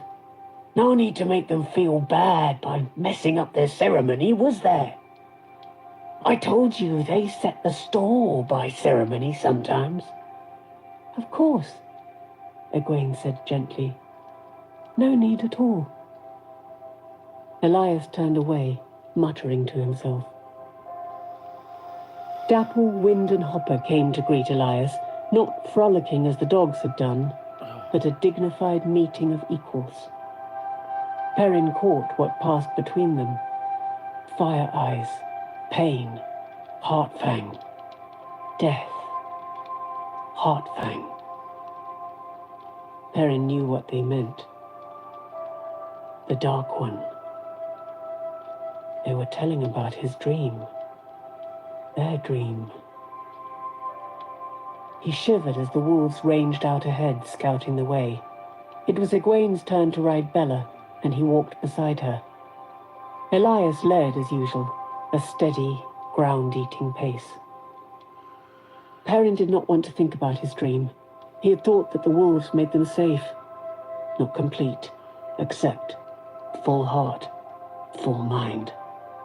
You still struggle, only complete when you accept. He forced the wolves out of his head and blinked in surprise. He had not known he could do that.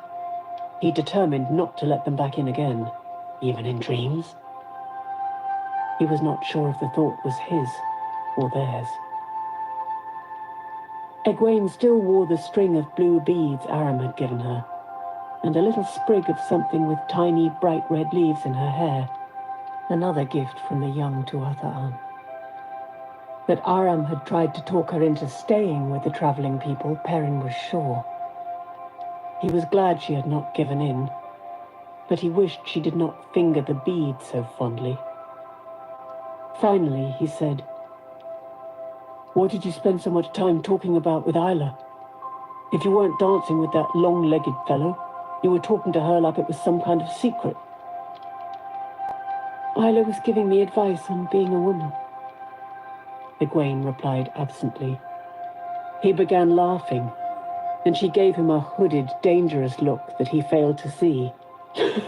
"Advice? Nobody tells us how to be men. We just are." "That," Egwene said, "is probably why you make such a bad job of it." Up ahead, Elias cackled loudly. Chapter 28. Footprints in Air. Thanking for chime. Nynaeve stared in wonder at what lay ahead down the river, the white bridge gleaming in the sun with a milky glow. Another legend, she thought, glancing at the warder and the Aes Sedai riding just ahead of her. Another legend, and they don't even seem to notice. She resolved not to stare where they could see. They'll laugh if they see me gaping like a country bumpkin. The three rode on silently toward the fabled white bridge. Since that morning after Shadar Logoth, when she had found Moraine and Lan on the bank of the Arenelle, there had been little in the way of real conversation between her and the Aes Sedai. There had been talk, of course, but nothing of substance as Nynaeve saw it. Moraine's attempts to talk her into going to Tar Valon, for instance. Tar Valon. She would go there, if need be, and take their training, but not for the reasons the Aes Sedai thought. If Moraine had brought harm to Egwene and the boys. Sometimes, against her will, Nynaeve had found herself thinking of what a wisdom could do with the One Power, of what she could do. Whenever she realized what was in her head, though, a flash of anger burned it out. The power was a filthy thing. She would have nothing to do with it, unless she had to. The cursed woman only wanted to talk about taking her to Tar Valon for training. Moraine would not tell her anything. It was not as if she wanted to know so much. "How do you mean to find them?" she remembered demanding. "As I have told you," Moraine replied without bothering to look back at her. "I will know when I am close to the two who have lost their coins." It was not the first time Nynaeve had asked, but the Aes Sedai's voice was like a still pond that refused to ripple no matter how many stones Nynaeve threw. It made the wisdom's blood boil every time she was exposed to it. Moraine went on as if she could not feel Nynaeve's eyes on her back. Nynaeve knew she must be able to. She was staring so hard. "The longer it takes, the closer I must come, but I will know. As for the one who still has his token, so long as he has it in his possession, I can follow him across half the world if need be." "And then? What do you plan when you've found them, Aes Sedai?" She did not for a minute believe the Aes Sedai would be so intent on finding them if she did not have plans. "Tar Valon, wisdom. Tar Valon, Tar Valon. That's all you ever say, and I am becoming... Part of the training you will receive in Tar Valon, wisdom, will teach you to control your temper. You can do nothing with the One Power when emotion rules your mind." Nynaeve opened her mouth, but the Aes Sedai went right on. "Lan, I must speak with you a moment." The two put their heads together, and Nynaeve was left with a sullen glower that she hated every time she realized it was on her face. It came too often as the Aes Sedai deftly turned her questions off onto another subject, slid easily by her conversational traps, or ignored her shouts until they ended in silence. The scowl made her feel like a girl who had been caught acting the fool by someone in the women's circle. That was a feeling Nynaeve was not used to, and the calm smile on Moraine's face only made it worse. If only there was some way to get rid of the woman. Lan would be better by himself. A warder should be able to handle what was needed, she told herself hastily, feeling a sudden flush. No other reason. But one meant the other. And yet, Lan made her even more furious than Moraine. She could not understand how he managed to get under her skin so easily. He rarely said anything, sometimes not a dozen words in a day, and he never took part in any of the discussions with Moraine. He was often apart from the two women, scouting the land, but even when he was there, he kept a little to one side, watching them as if watching a duel. Nynaeve wished he would stop. If it was a duel, she had not managed to score once, and Moraine did not even seem to realize she was in a fight. Nynaeve could have done without his cool blue eyes, without even a silent audience. That had been the way of their journey for the most part. Quiet, except when her temper got the best of her, and sometimes when she shouted, the sound of her voice seemed to crash in the silence like breaking glass. The land itself was quiet, as if the world were pausing to catch its breath. The wind moaned in the trees, but all else was still. The wind seemed distant, too, even when it was cutting through the cloak on her back. At first, the stillness was restful after everything that had happened. It seemed as if she had not known a moment of quiet since before winter night. By the end of the first day, alone with the Aes Sedai and the warder, though, she was looking over her shoulder and fidgeting in her saddle as if she had an itch in the middle of her back where she could not reach. The silence seemed like crystal doomed to shatter, and waiting for the first crack put her teeth on edge. It weighed on Moraine and Lan, too, as outwardly unperturbable as they were. She soon realized that beneath their calm surfaces, hour by hour, they wound tighter and tighter, like clock springs being forced to the breaking point. Moraine seemed to listen to things that were not there, and what she heard put a crease in her forehead. Lan watched the forest and the river as if the leafless trees and wide, slow water carried the signs of traps and ambushes waiting ahead. Part of her was glad she was not the only one who apprehended that poised on the brink feel to the world. But if it affected them, it was real, and another part of her wanted nothing so much as for it to be just her imagination. Something of it tickled the corners of her mind, as when she listened to the wind, but now she knew that that had to do with the One Power, and she could not bring herself to embrace those ripples at the edge of thought. "It is nothing," Lan said quietly when she asked. He did not look at her while he spoke. His eyes never ceased their scanning. Then, contradicting what he had just said, he added, "You should go back to your two rivers when we reach Whitebridge and the Cameron Road. It's too dangerous here. Nothing will try to stop you going back, though." It was the longest speech he made all that day. "She is part of the pattern, Lan," Moraine said chidingly. Her gaze was elsewhere, too. "It is the Dark One, Nynaeve. The storm has left us, for a time at least." She raised one hand as though feeling the air, then scrubbed it on her dress unconsciously as if she had touched filth. "He is still watching, however," she sighed. "And his gaze is stronger. Not on us, but on the world. How much longer before he is strong enough to..." Nynaeve hunched her shoulders. Suddenly she could almost feel someone staring at her back. It was one explanation she would just as soon the Aes Sedai had not given her. Lan scouted their path down the river, but where before he had chosen the way, now Moraine did so, as surely as if she followed some unseen track. Footprints in air, the scent of memory.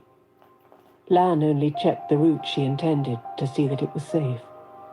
Nynaeve had the feeling that even if he said it was not, Moraine would insist on it anyway, and he would go, she was sure. Straight down the river to... With a start, Nynaeve pulled out of her thoughts. They were at the foot of the White Bridge. The pale arch shone in the sunlight, a milky spiderweb too delicate to stand, sweeping across the Arenelle. The weight of a man would bring it crashing down, much less that of a horse. Surely it would collapse under its own weight any minute. Lan and Moraine rode unconcernedly ahead, up the gleaming white approach and onto the bridge, hooves ringing, not like steel on glass, but like steel on steel. The surface of the bridge certainly looked as slick as glass, wet glass, but it gave the horses a firm, sure footing. Nynaeve made herself follow, but from the first step she half waited for the entire structure to shatter under them. If lace were made of glass, she thought, it would look like this. It was not until they were almost all the way across that she noticed the tarry smell of char thickening the air. In a moment she saw. Around the square at the foot of the White Bridge, piles of blackened timbers, still leaking smoky threads, replaced half a dozen buildings. Men in poorly fitting red uniforms and tarnished armor patrolled the streets, but they marched quickly, as if afraid of finding anything, and they looked over their shoulders as they went. Townspeople, the few who were out, almost ran, shoulders hunched as though something were chasing them. Lan looked grim, even for him, and people walked wide of the three of them, even the soldiers. The warder sniffed the air and grimaced, growling under his breath. It was no wonder to Nynaeve, with the stink of burn so strong. "The wheel weaves as the wheel wills," Moraine mumbled. "No eye can see the pattern until it is woven." In the next moment she was down off Aldib and speaking to townsfolk. She did not ask questions. She gave sympathy, and to Nynaeve's surprise, it appeared genuine. People who shied away from Lan, ready to hurry from any stranger, stopped to speak with Moraine. They appeared startled themselves at what they were doing, but they opened up after a fashion under Moraine's clear gaze and soothing voice. The Aes Sedai's eyes seemed to share the people's hurt, to empathize with their confusion, and tongues loosened. They still lied, though, most of them. Some denied there had been any trouble at all. Nothing at all. Moraine mentioned the burned buildings all around the square. Everything was fine, they insisted, staring past what they did not want to see. One fat fellow spoke with a hollow heartiness, but his cheek twitched at every noise behind him. With a grin that kept slipping, he claimed an overturned lamp had started a fire that spread with the wind before anything could be done. One glance showed Nynaeve that no burned structure stood alongside another. There were almost as many different stories as there were people. Several women lowered their voices conspiratorially. The truth of the matter was there was a man somewhere in the town meddling with the One Power. It was time to have the Aes Sedai in. Pastime was the way they saw it, no matter what the men said about Tarvalon. Let the Red Arja settle matters. One man claimed it had been an attack by bandits, and another said a riot by Dark Friends. "Those ones going to see the false dragon, you know," he confided darkly. "They're all over the place. Dark Friends, everyone." Still others spoke of some kind of trouble. They were vague about exactly what kind, that had come down river on a boat. "We showed 'em," a narrow-faced man muttered, scrubbing his hands together nervously. "Let 'em keep that kind of thing in the borderlands where it belongs. We went down to the docks and..."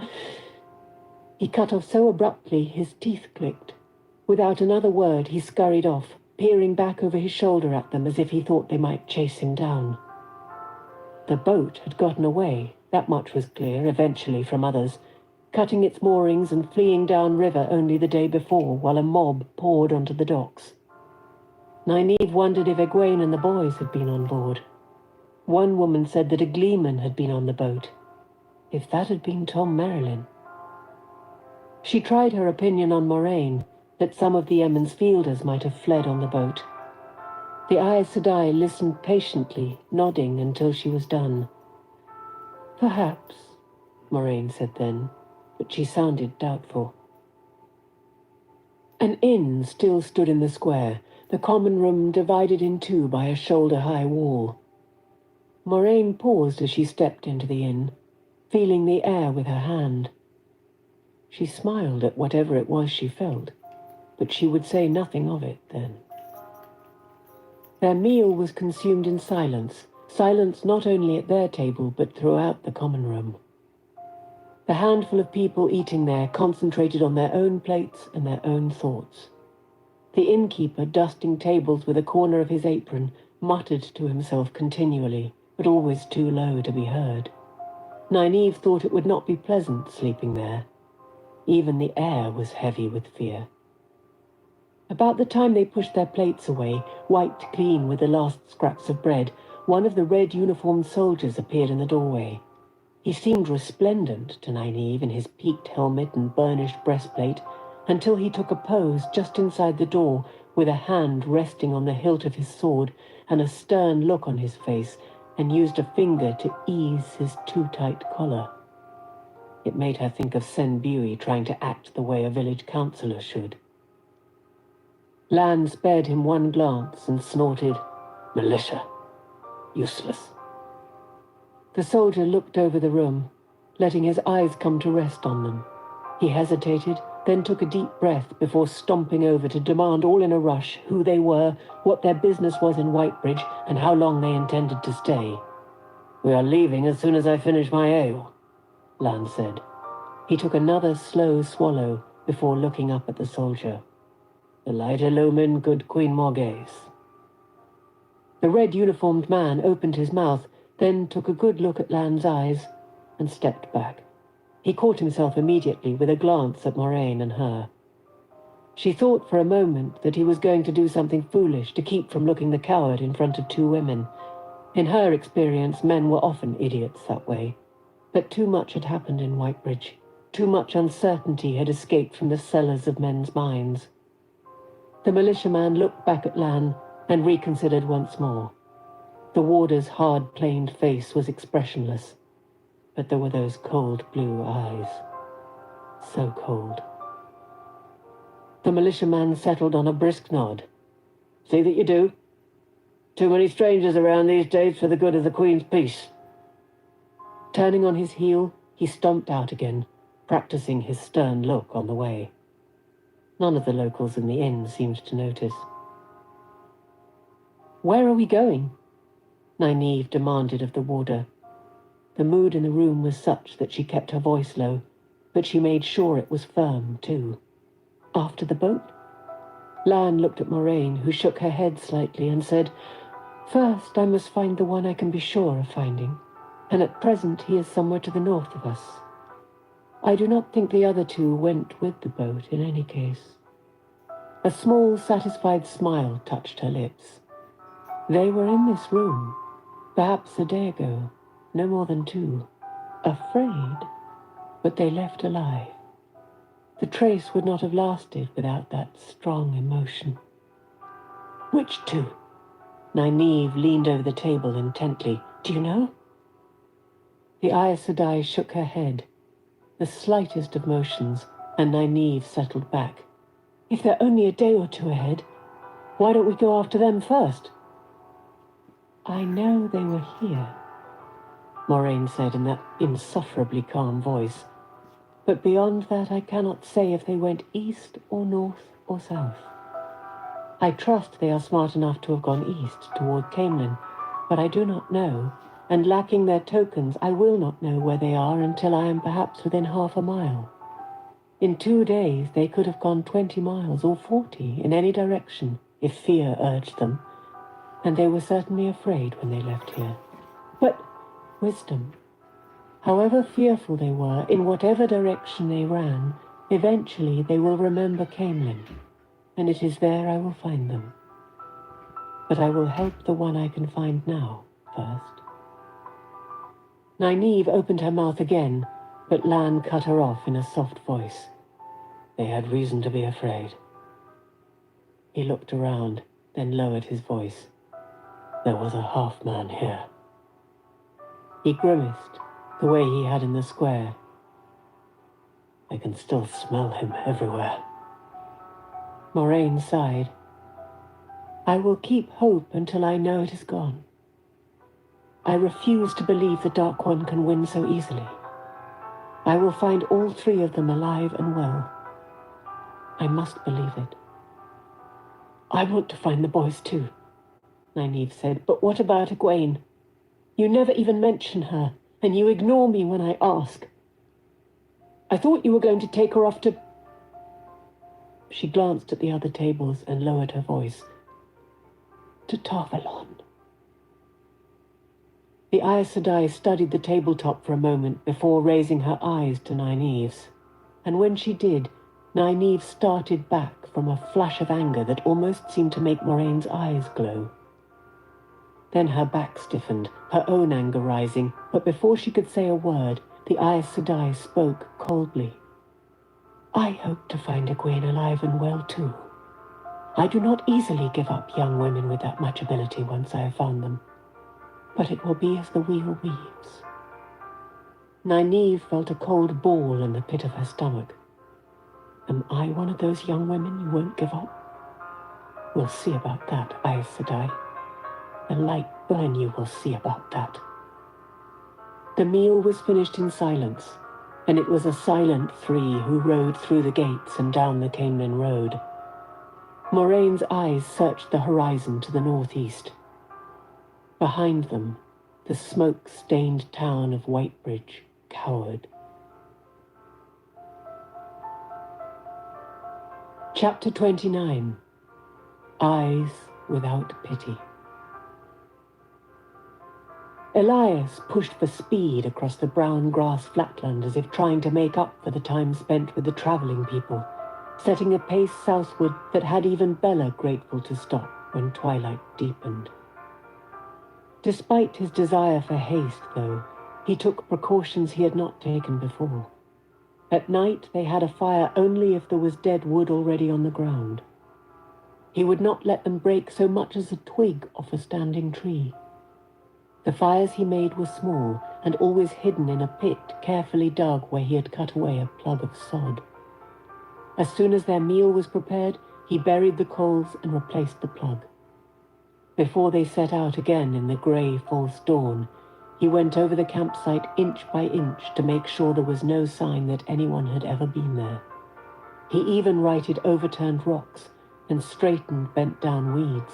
He did it quickly, never taking more than a few minutes, but they did not leave until he was satisfied. Perrin did not think the precautions were much good against dreams, but when he began to think of what they might be good against, he wished it were only the dreams. The first time, Egwene asked anxiously if the Trollocs were back, but Elias only shook his head and urged them on. Perrin said nothing. He knew there were no Trollocs close. The wolves scented only grass and trees and small animals. It was not fear of Trollocs that drove Elias, but that something else of which even Elias was not sure. The wolves knew nothing of what it was, but they sensed Elias's urgent wariness, and they began to scout as if danger ran at their heels or waited in ambush over the next rise. The land became long, rolling crests, too low to be called hills, rising across their path. A carpet of tough grass, still winter sere, and dotted with rank weeds spread before them, rippled by an east wind that had nothing to cut it for 100 miles. The groves of trees grew more scattered. The sun rose reluctantly, without warmth. Among the squat ridges, Elias followed the contours of the land as much as possible, and he avoided topping the rises whenever possible. He seldom talked, and when he did, "You know how long this is taking. Going around every bloody little hill like this. Blood and ashes. I'll be till summer getting you off my hands. No, we can't just go in a straight line. How many times do I have to tell you? You have any idea, even the faintest, how a man stands out on a ridgeline in country like this? Burn me. But we're going back and forth as much as forward. Wiggling like a snake. I could move faster with my feet tied. Well, are you going to stare at me, or are you going to walk? Perrin exchanged glances with Egwene. She stuck her tongue out at Elias's back. Neither of them said anything. The one time Egwene had protested that Elias was the one who wanted to go around the hills and he should not blame them, it got her a lecture on how sound carried, delivered in a growl that could have been heard a mile off. He gave the lecture over his shoulder, and he never even slowed to give it. Whether he was talking or not, Elias's eyes searched all around them, sometimes staring as if there was something to see except the same coarse grass that was under their feet. If he did see anything, Perrin could not, and neither could the wolves.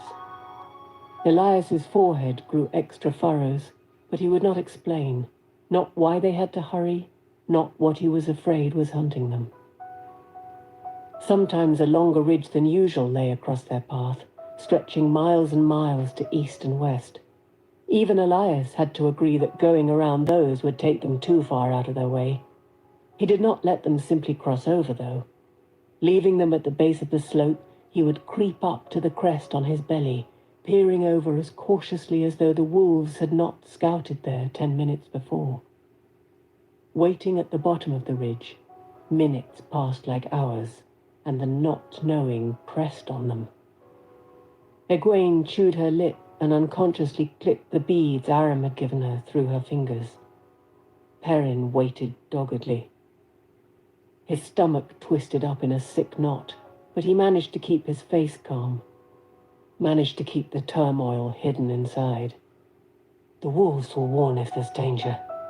It would be wonderful if they went away, if they just vanished. But right now they'll give warning. What is he looking for? What? After a long search, with only his eyes above the rise, Elias always motioned them to come ahead. Every time the way ahead was clear, until the next time they found a ridge they could not go around.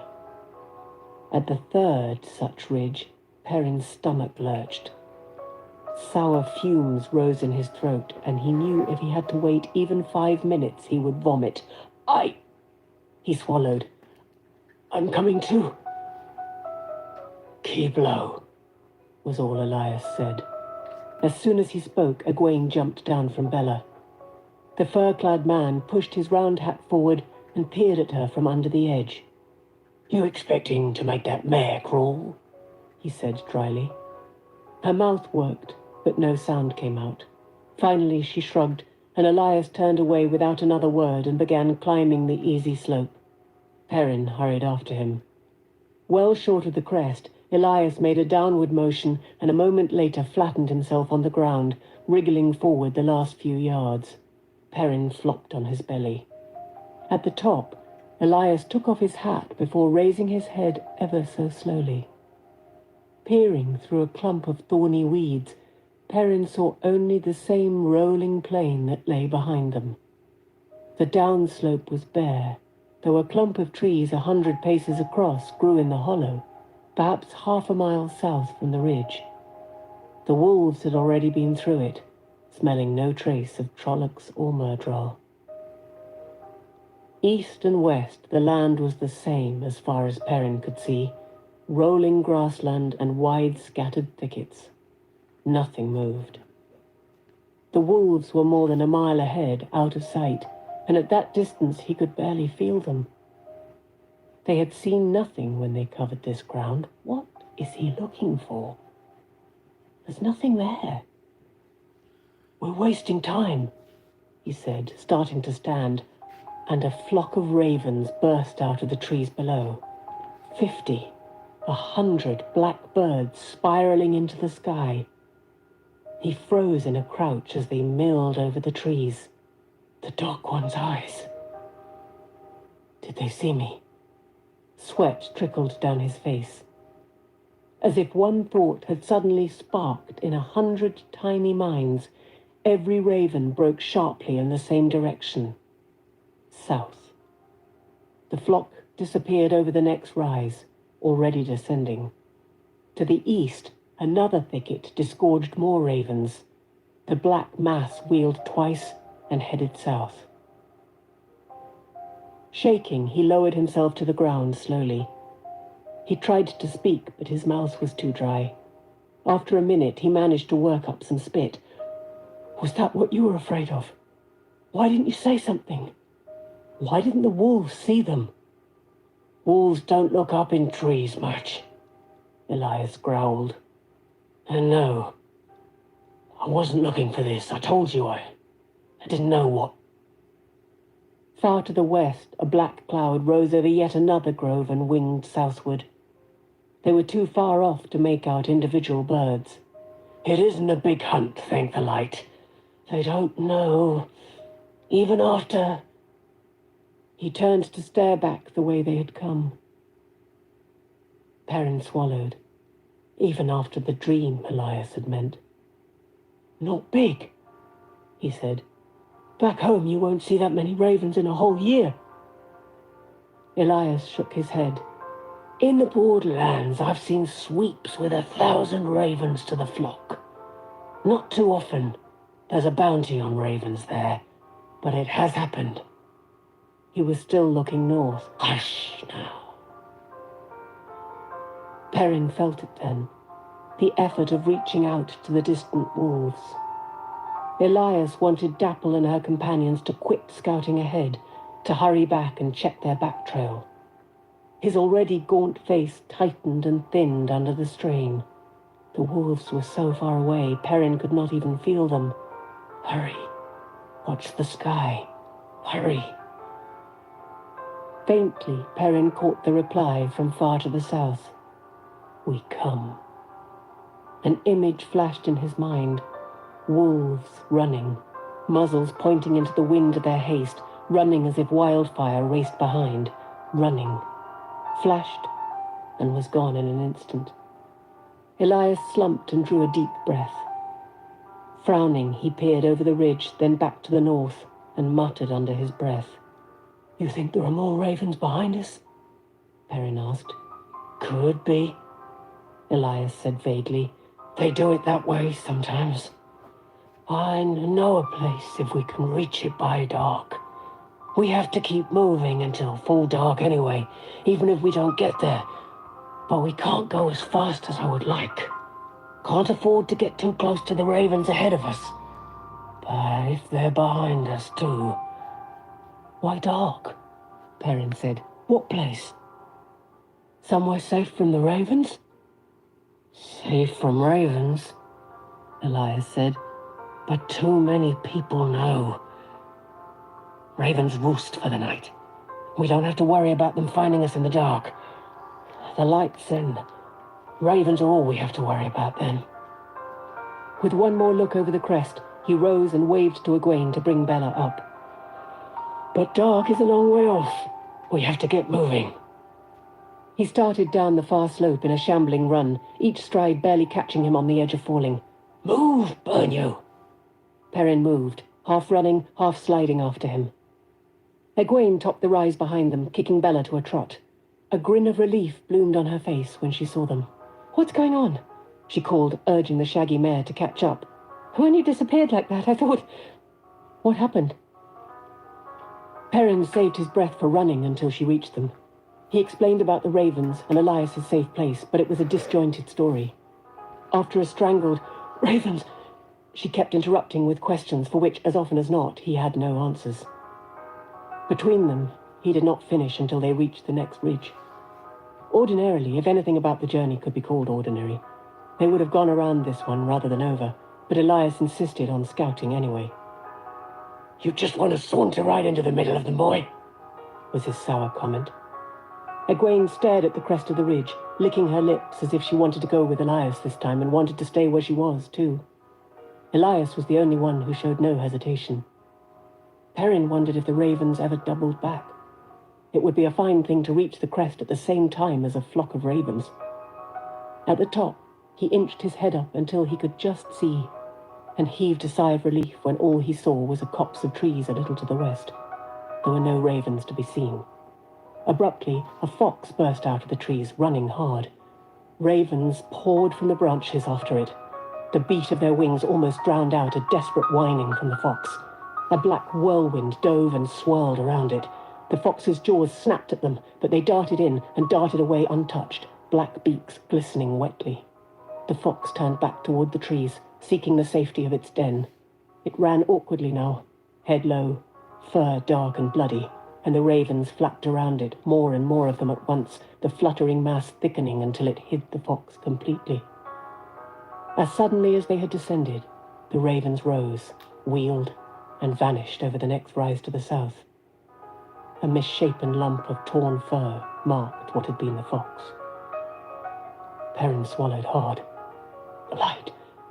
They could do that to us. 100 ravens, they could... "Move!" Elias growled, jumping up.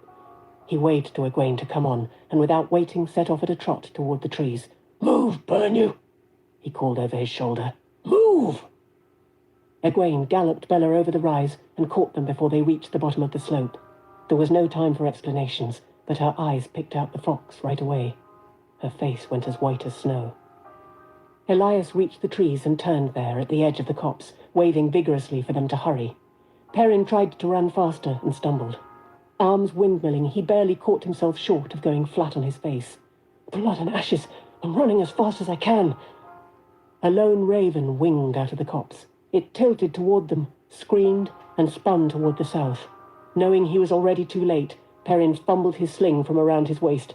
He was still trying to get a stone from his pocket to the sling when the raven abruptly folded up in mid-air and plummeted to the ground. His mouth dropped open, and then he saw the sling hanging from Egwene's hand. She grinned at him unsteadily.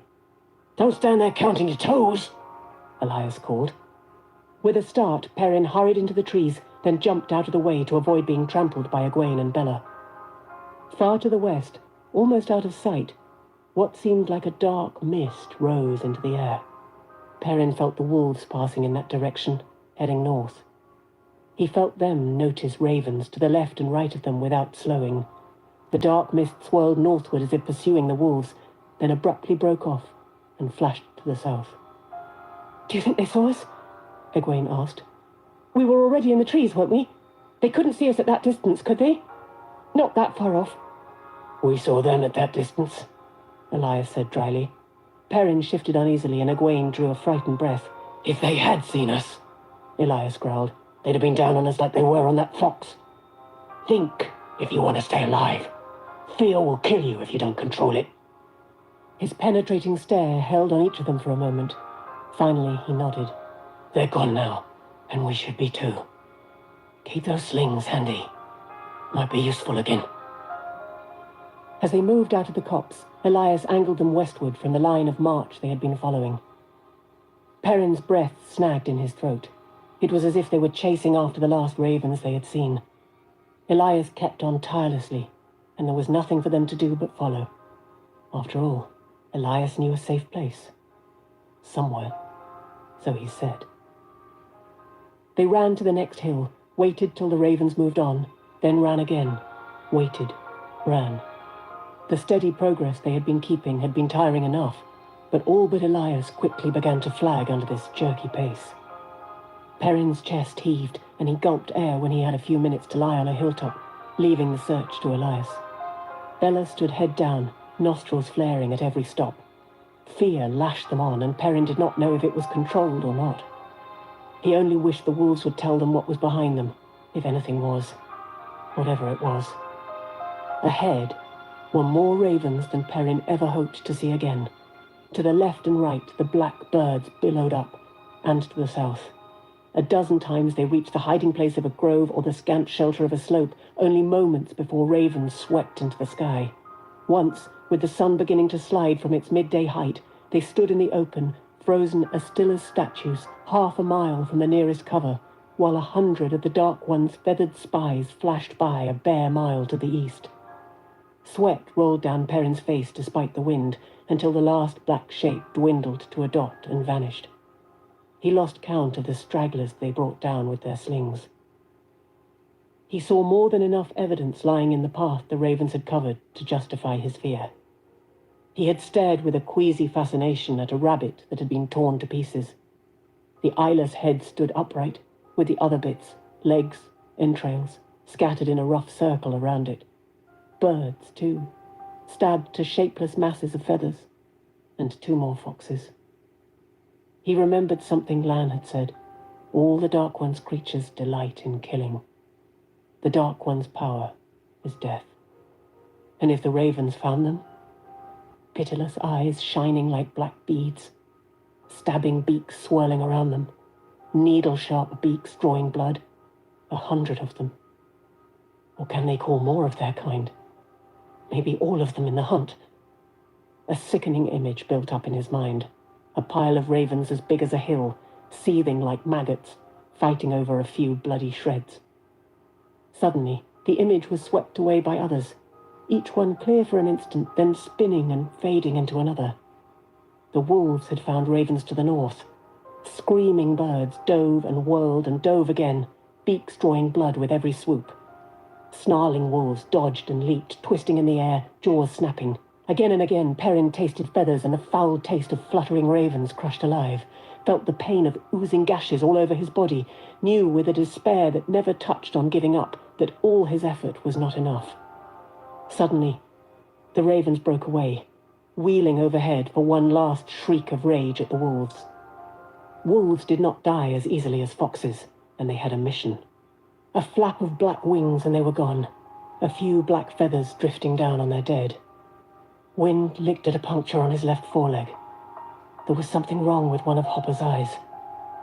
Ignoring her own hurts, Dapple gathered them and they settled into a painful lope in the direction the ravens had gone.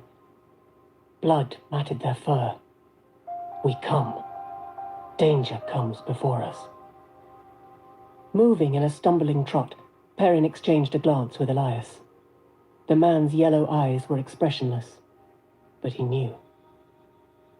He said nothing, just watched Perrin and waited, all the while maintaining that effortless lope. Waiting for me. Waiting for me to admit I feel the wolves. Ravens, Perrin panted reluctantly. Behind us. He was right, Egwene breathed. You can talk to them. Perrin's feet felt like lumps of iron on the ends of wooden posts, but he tried to make them move faster. If he could outrun their eyes, outrun the ravens, outrun the wolves, but above all, Egwene's eyes, that knew him now for what he was. What are you? Tainted, the light behind me. Cursed. His throat burned as it never had from breathing the smoke and heat of Master Luhan's forge. He staggered and hung on to Egwene's stirrup until she climbed down and all but pushed him into the saddle despite his protests that he could keep going.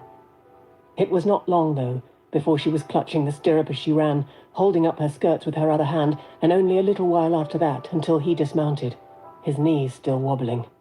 He had to pick her up to make her take his place, but she was too tired to fight him. Elias would not slow down. He urged them and taunted them and kept them so close behind the searching ravens to the south that Perrin thought all it would take would be for one bird to look back. Keep moving, burn you! Think you'll do any better than that fox did if they catch us? The one with its insides piled on its head? Egwene swayed out of the saddle and vomited noisily. I knew you'd remember. Just keep going a little more, that's all. Just a little more. Burn you, I thought farm youngsters had endurance. Work all day and dance all night. Sleep all day and sleep all night, looks like to me. Move your bloody feet. They began coming down off the hills as soon as the last raven vanished over the next one. Then, while the last trailers still flapped above the hilltop, one bird looking back. To east and west, the ravens searched while they hurried across the open spaces between. One bird is all it will take. The ravens behind were coming fast. Dapple and the other wolves worked their way around them and were coming on without stopping to lick their wounds. But they had learned all the lessons they needed about watching the sky. How close? How long? The wolves had no notions of time the way men did, no reasons to divide a day into hours. The seasons were time enough for them, and the light and the dark. No need for more. Finally, Perrin worked out an image of where the sun would stand in the sky when the ravens overran them from behind. He glanced over his shoulder at the setting sun and licked his lips with a dry tongue. In an hour, the ravens would be on them. Maybe less. An hour, and it was a good 2 hours to sunset. At least 2 to full dark. We'll die with the setting sun, he thought, staggering as he ran. Slaughtered like the fox. He fingered his axe, then moved to his sling. That would be more use. Not enough, though. Not against 100 ravens, 100 darting targets, 100 stabbing beaks. "It's your turn to ride, Perrin," Egwene said tiredly. "In a bit," he panted. "I'm good for miles yet." She nodded and stayed in the saddle. She is tired. Tell her, or let her think we still have a chance to escape. An hour of hope, even if it is desperate, or an hour of despair. Elias was watching him again, saying nothing. He must know, but he did not speak. Perrin looked at Egwene again, and blinked away hot tears. He touched his axe, and wondered if he had the courage. In the last minutes, when the ravens descended on them, when all hope was gone, would he have the courage to spare her the death the fox had died? Light make me strong. The ravens ahead of them suddenly seemed to vanish. Perrin could still make out dark, misty clouds far to the east and west, but ahead, nothing. Where did they go? Light, if we've overrun them. Abruptly, a chill ran through him. One cold, clean tingle as if he had jumped into the wine-spring water in midwinter. It rippled through him and seemed to carry away some of his fatigue, a little of the ache in his legs and the burning of his lungs. It left behind something. He could not say what, only he felt different. He stumbled to a halt and looked around, afraid. Elias watched him, watched them all, with a gleam behind his eyes. He knew what it was, Perrin was sure of it, but he only watched them. Egwene reined in Bella and looked around uncertainly, half wondering and half fearful. "It's strange," she whispered. "I feel as if I lost something." Even the mare had her head up expectantly, nostrils flaring as if they detected a faint odor of new-mown hay. What was that?" Perrin asked. Elias cackled suddenly. He bent over, shoulders shaking, to rest his hands on his knees. "Safety, that's what. We made it, you bloody fools! No raven will cross that line. Not one that carries the Dark One's eyes, anyways. A Trolloc would have to be driven across, and there'd need to be something fierce pushing the Myrtle to make him do the driving. No Aes Sedai either. The One Power won't work here. They can't touch the true source, can't even feel the source. Like it vanished. It makes them itch inside, that does. Gives them the shakes like a 7-day drunk. It's safety." At first, to Perrin's eyes, the land was unchanged from the rolling hills and ridges they had crossed the whole day. Then he noticed green shoots among the grass. Not many, and they were struggling, but more than he had seen anywhere else. There were fewer weeds in the grass, too.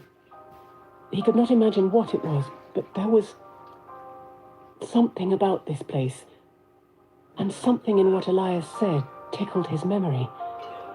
"What is it?" Egwene asked. I feel... What is this place? I don't think I like it." "A steading," Elias roared. "You never listen to stories. Of course, there hasn't been an Ogier here in 3,000-odd years, not since the breaking of the world. But it's the steading makes the Ogier, not the Ogier make the steading." "Just a legend," Perrin stammered. "In the stories, The Steading were always havens, places to hide, whether it was from Aes Sedai or from creatures of the Father of Lies. Elias straightened.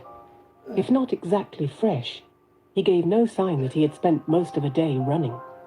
Come on, we'd better get deeper into this legend. The ravens can't follow, but they can still see us this close to the edge. And there could be enough of them to watch the whole border of it. Let them keep hunting right on by it. Perrin wanted to stay right there, now that he was stopped. His legs trembled and told him to lie down for a week. Whatever refreshment he had felt had been momentary. All the weariness and aches were back. He forced himself to take one step, then another.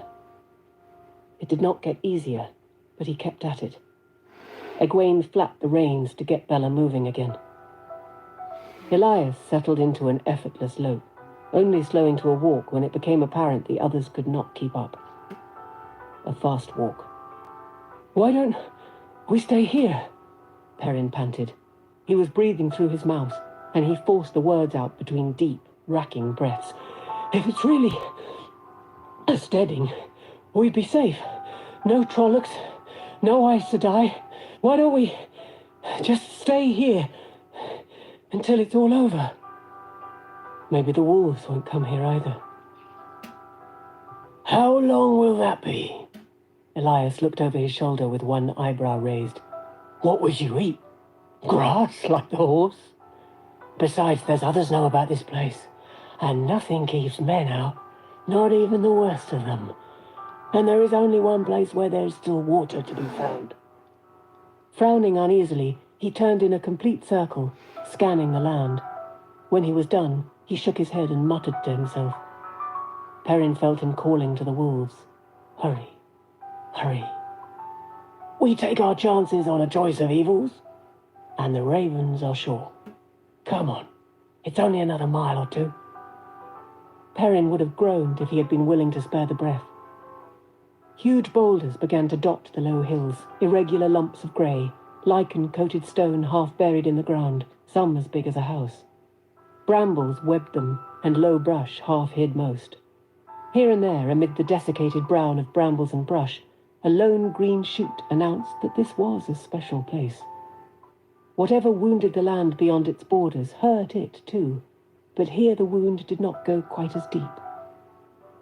Eventually they straggled over one more rise, and at the base of this hill lay a pool of water. Any of them could have waded across it in 2 strides, but it was clear and clean enough to show the sandy bottom like a sheet of glass. Even Elias hurried eagerly down the slope. Perrin threw himself full length on the ground when he reached the pool and plunged his head in. An instant later he was spluttering from the cold of water that had welled up from the depths of the earth. He shook his head, his long hair spraying a rain of drops. Egwene grinned and splashed back at him. Perrin's eyes grew sober. She frowned and opened her mouth, but he stuck his face back in the water. No questions. Not now. No explanations. Not ever. But a small voice taunted him. But you would have done it, wouldn't you? Eventually Elias called them away from the pool. Anybody wants to eat? I want some help. Egwene worked cheerfully, laughing and joking as they prepared their scanty meal. There was nothing left but cheese and dried meat. There had been no chance to hunt. At least there was still tea. Perrin did his share, but silently. He felt Egwene's eyes on him, saw growing worry on her face, but he avoided meeting her eyes as much as he could. Her laughter faded, and the jokes came further apart, each one more strained than the last. Elias watched, saying nothing. A somber mood descended, and they began their meal in silence. The sun grew red in the west, and their shadows stretched out long and thin. Not quite an hour till dark. If not for the Steading, all of you would be dead now. Would you have saved her? Would you have cut her down like so many bushes? Bushes don't bleed, do they? Or scream, and look in your eyes, and ask why. Perrin drew in on himself more. He could feel something laughing at him deep in the back of his mind. Something cruel, Not the Dark One. He almost wished it was. Not the Dark One. Himself. For once, Elias had broken his rule about fires. There were no trees, but he had snapped dead branches from the brush and built his fire against a huge chunk of rock sticking out of the hillside. From the layers of soot staining the stone, Perrin thought the site must have been used by generation after generation of travellers. What showed above ground of the big rock was rounded somewhat, with a sharp break on one side where moss, old and brown, covered the ragged surface. The grooves and hollows eroded in the rounded part looked odd to Perrin, but he was too absorbed in gloom to wonder about it. Egwene, though, studied it as she ate. "That," she said finally, "looks like an eye." Perrin blinked. It did look like an eye, under all that soot. "It is," Elias said. He sat with his back to the fire and the rock, studying the land around them while he chewed a strip of dried meat almost as tough as leather. "Arthur Hawkwing's eye. The eye of the High King himself. This is what his power and glory came to, in the end." He said it absently. Even his chewing was absent-minded. His eyes and his attention were on the hills. "Arthur Hawkwing!" Egwene exclaimed. "You're joking with me. It isn't an eye at all. Why would somebody carve Arthur Hawkwing's eye on a rock out here?" Elias glanced over his shoulder at her, muttering, "What do they teach you, village whelps?" He snorted and straightened back to his watching, but he went on talking. "Arthur pay and drag tan real. Arthur Hawkwing, the High King, united all the lands from the Great Blight to the Sea of Storms, from the Arid Ocean to the Isle Waste, and even some beyond the Waste. He even sent armies the other side of the Arid Ocean. The stories say he ruled the whole world, but what he really did rule was enough for any man outside of a story, and he brought peace and justice to the land." "All stood equal before the law," Egwene said, "and no man raised his hand against another." "So you've heard the stories, at least," Elias chuckled, a dry sound. "Arthur Hawkwing brought peace and justice, but he did it with fire and sword. A child could ride alone with a bag of gold from the Arid Ocean to the spine of the world and never have a moment's fear, but the High King's justice was as hard as that rock there for anyone who challenged his power, even if it was just by being who they were or by people thinking they were a challenge. The common folk had peace and justice and full bellies, but he laid a 20-year siege to Tarvalon and put a price of 1,000 gold crowns on the head of every Aes Sedai." "I thought you didn't like Aes Sedai," Egwene said. Elias gave a wry smile. "Doesn't matter what I like, girl. Arthur Hawkwing was a proud fool. An Aes Sedai healer could have saved him when he took sick, or was poisoned, as some say. But every Aes Sedai still alive was penned up behind the shining walls, using all their power to hold off an army that lit up the night with their campfires. He wouldn't have let one near him anyway. He hated Aes Sedai as much as he hated the Dark One." Egwene's mouth tightened, but when she spoke, all she said was, "What does all that have to do with whether that's Arthur Hawkwing's eye?" "Just this, girl. With peace, except for what was going on across the ocean, with the people cheering him wherever he went. They really loved him, you see. He was a harsh man, but never with the common folk. Well, with all of that, he decided it was time to build himself a capital. A new city, not connected in any man's mind with any old cause or faction or rivalry. Here he built it, at the very center of the land bordered by the seas and the waste and the blight. Here where no Aes Sedai would ever come willing, or could use the power if they did. A capital from which, one day, the whole world would receive peace and justice. When they heard the proclamation, the common people subscribed enough money to build a monument to him. Most of them looked on him as only a step below the Creator. a short step. It took 5 years to carve and build a statue of Hawkwing himself, 100 times bigger than the man. They raised it right here, and the city was to rise around it. There never was any city here, Egwene scoffed. There would have to be something left if there was. Something. Elias nodded, still keeping his watch.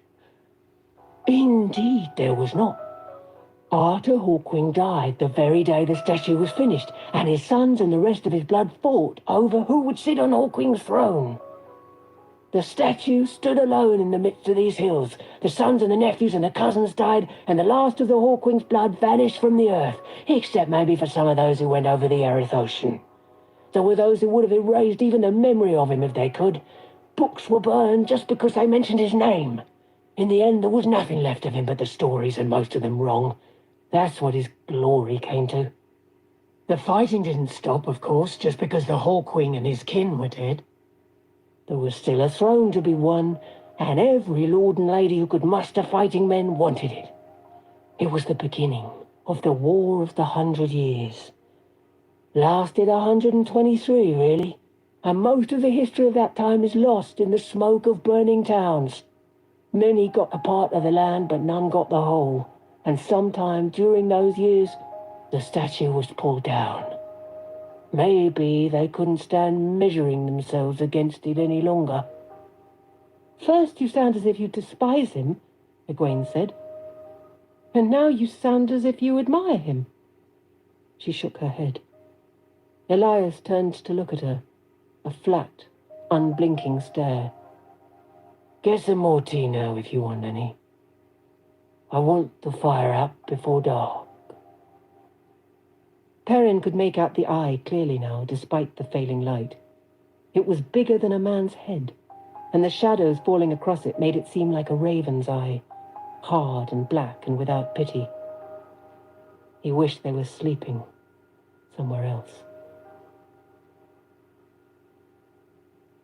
Chapter 30. Children of Shadow. Egwene sat by the fire, staring up at the fragment of statue.